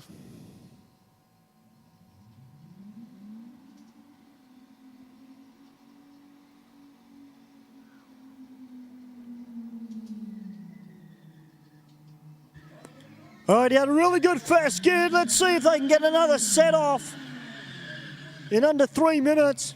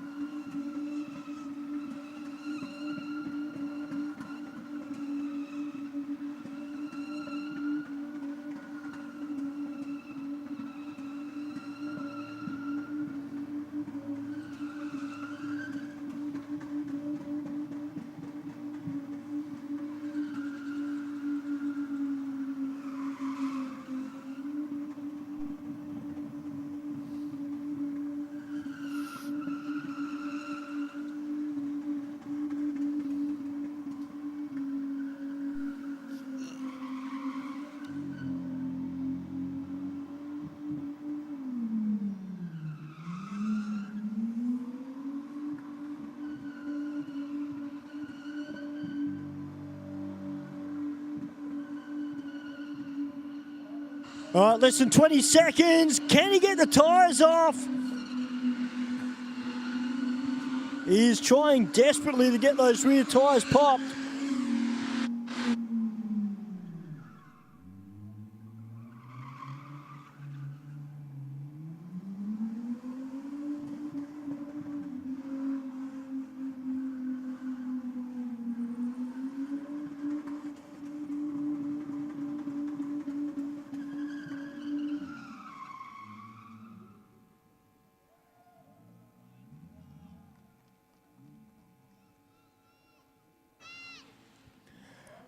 All right, ladies and gentlemen, well, that concludes tonight's Aeroflow Race for Real here at Sydney Dragway. My name's Stuart, otherwise known as the Pocket Rocket.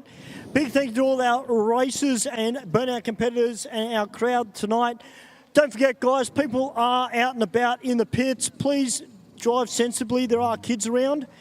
And Mark, Steve and I will see you next week. I'll send it back upstairs to the two legends who have worked their butts off all night, Mark and Steve, to finish it off. Thank you very much, Stu. On behalf of Sydney Dragway, thank you to all of our fans, trackside, all of our racers that have come out tonight, all of our Burnout competitors trying to put on a show for our fans and our viewers on the live stream. Thank you very much to those viewers on the Sydney Dragway official YouTube channel. Your participation in the evening is always valued and a good time. On behalf of the racetrack, we look forward to seeing you at the next event here, which will be Test and Tune from 2 o'clock on Saturday through till about 9 p.m, I think, Saturday night. I believe that will be streamed, so by all accounts, I'll hopefully see you then. If not there, at the next Aeroflow Race for Real, which will be, of course, Wednesday next week from 6 p.m. with racing kicking off. Thank you very much once again to all of our viewers and participants from the drag racing. Thank you to all of our hardworking officials. We've worked incredibly hard tonight to clean up those incidences on the racetrack, and we wish you all a very good night. Be safe on the roads.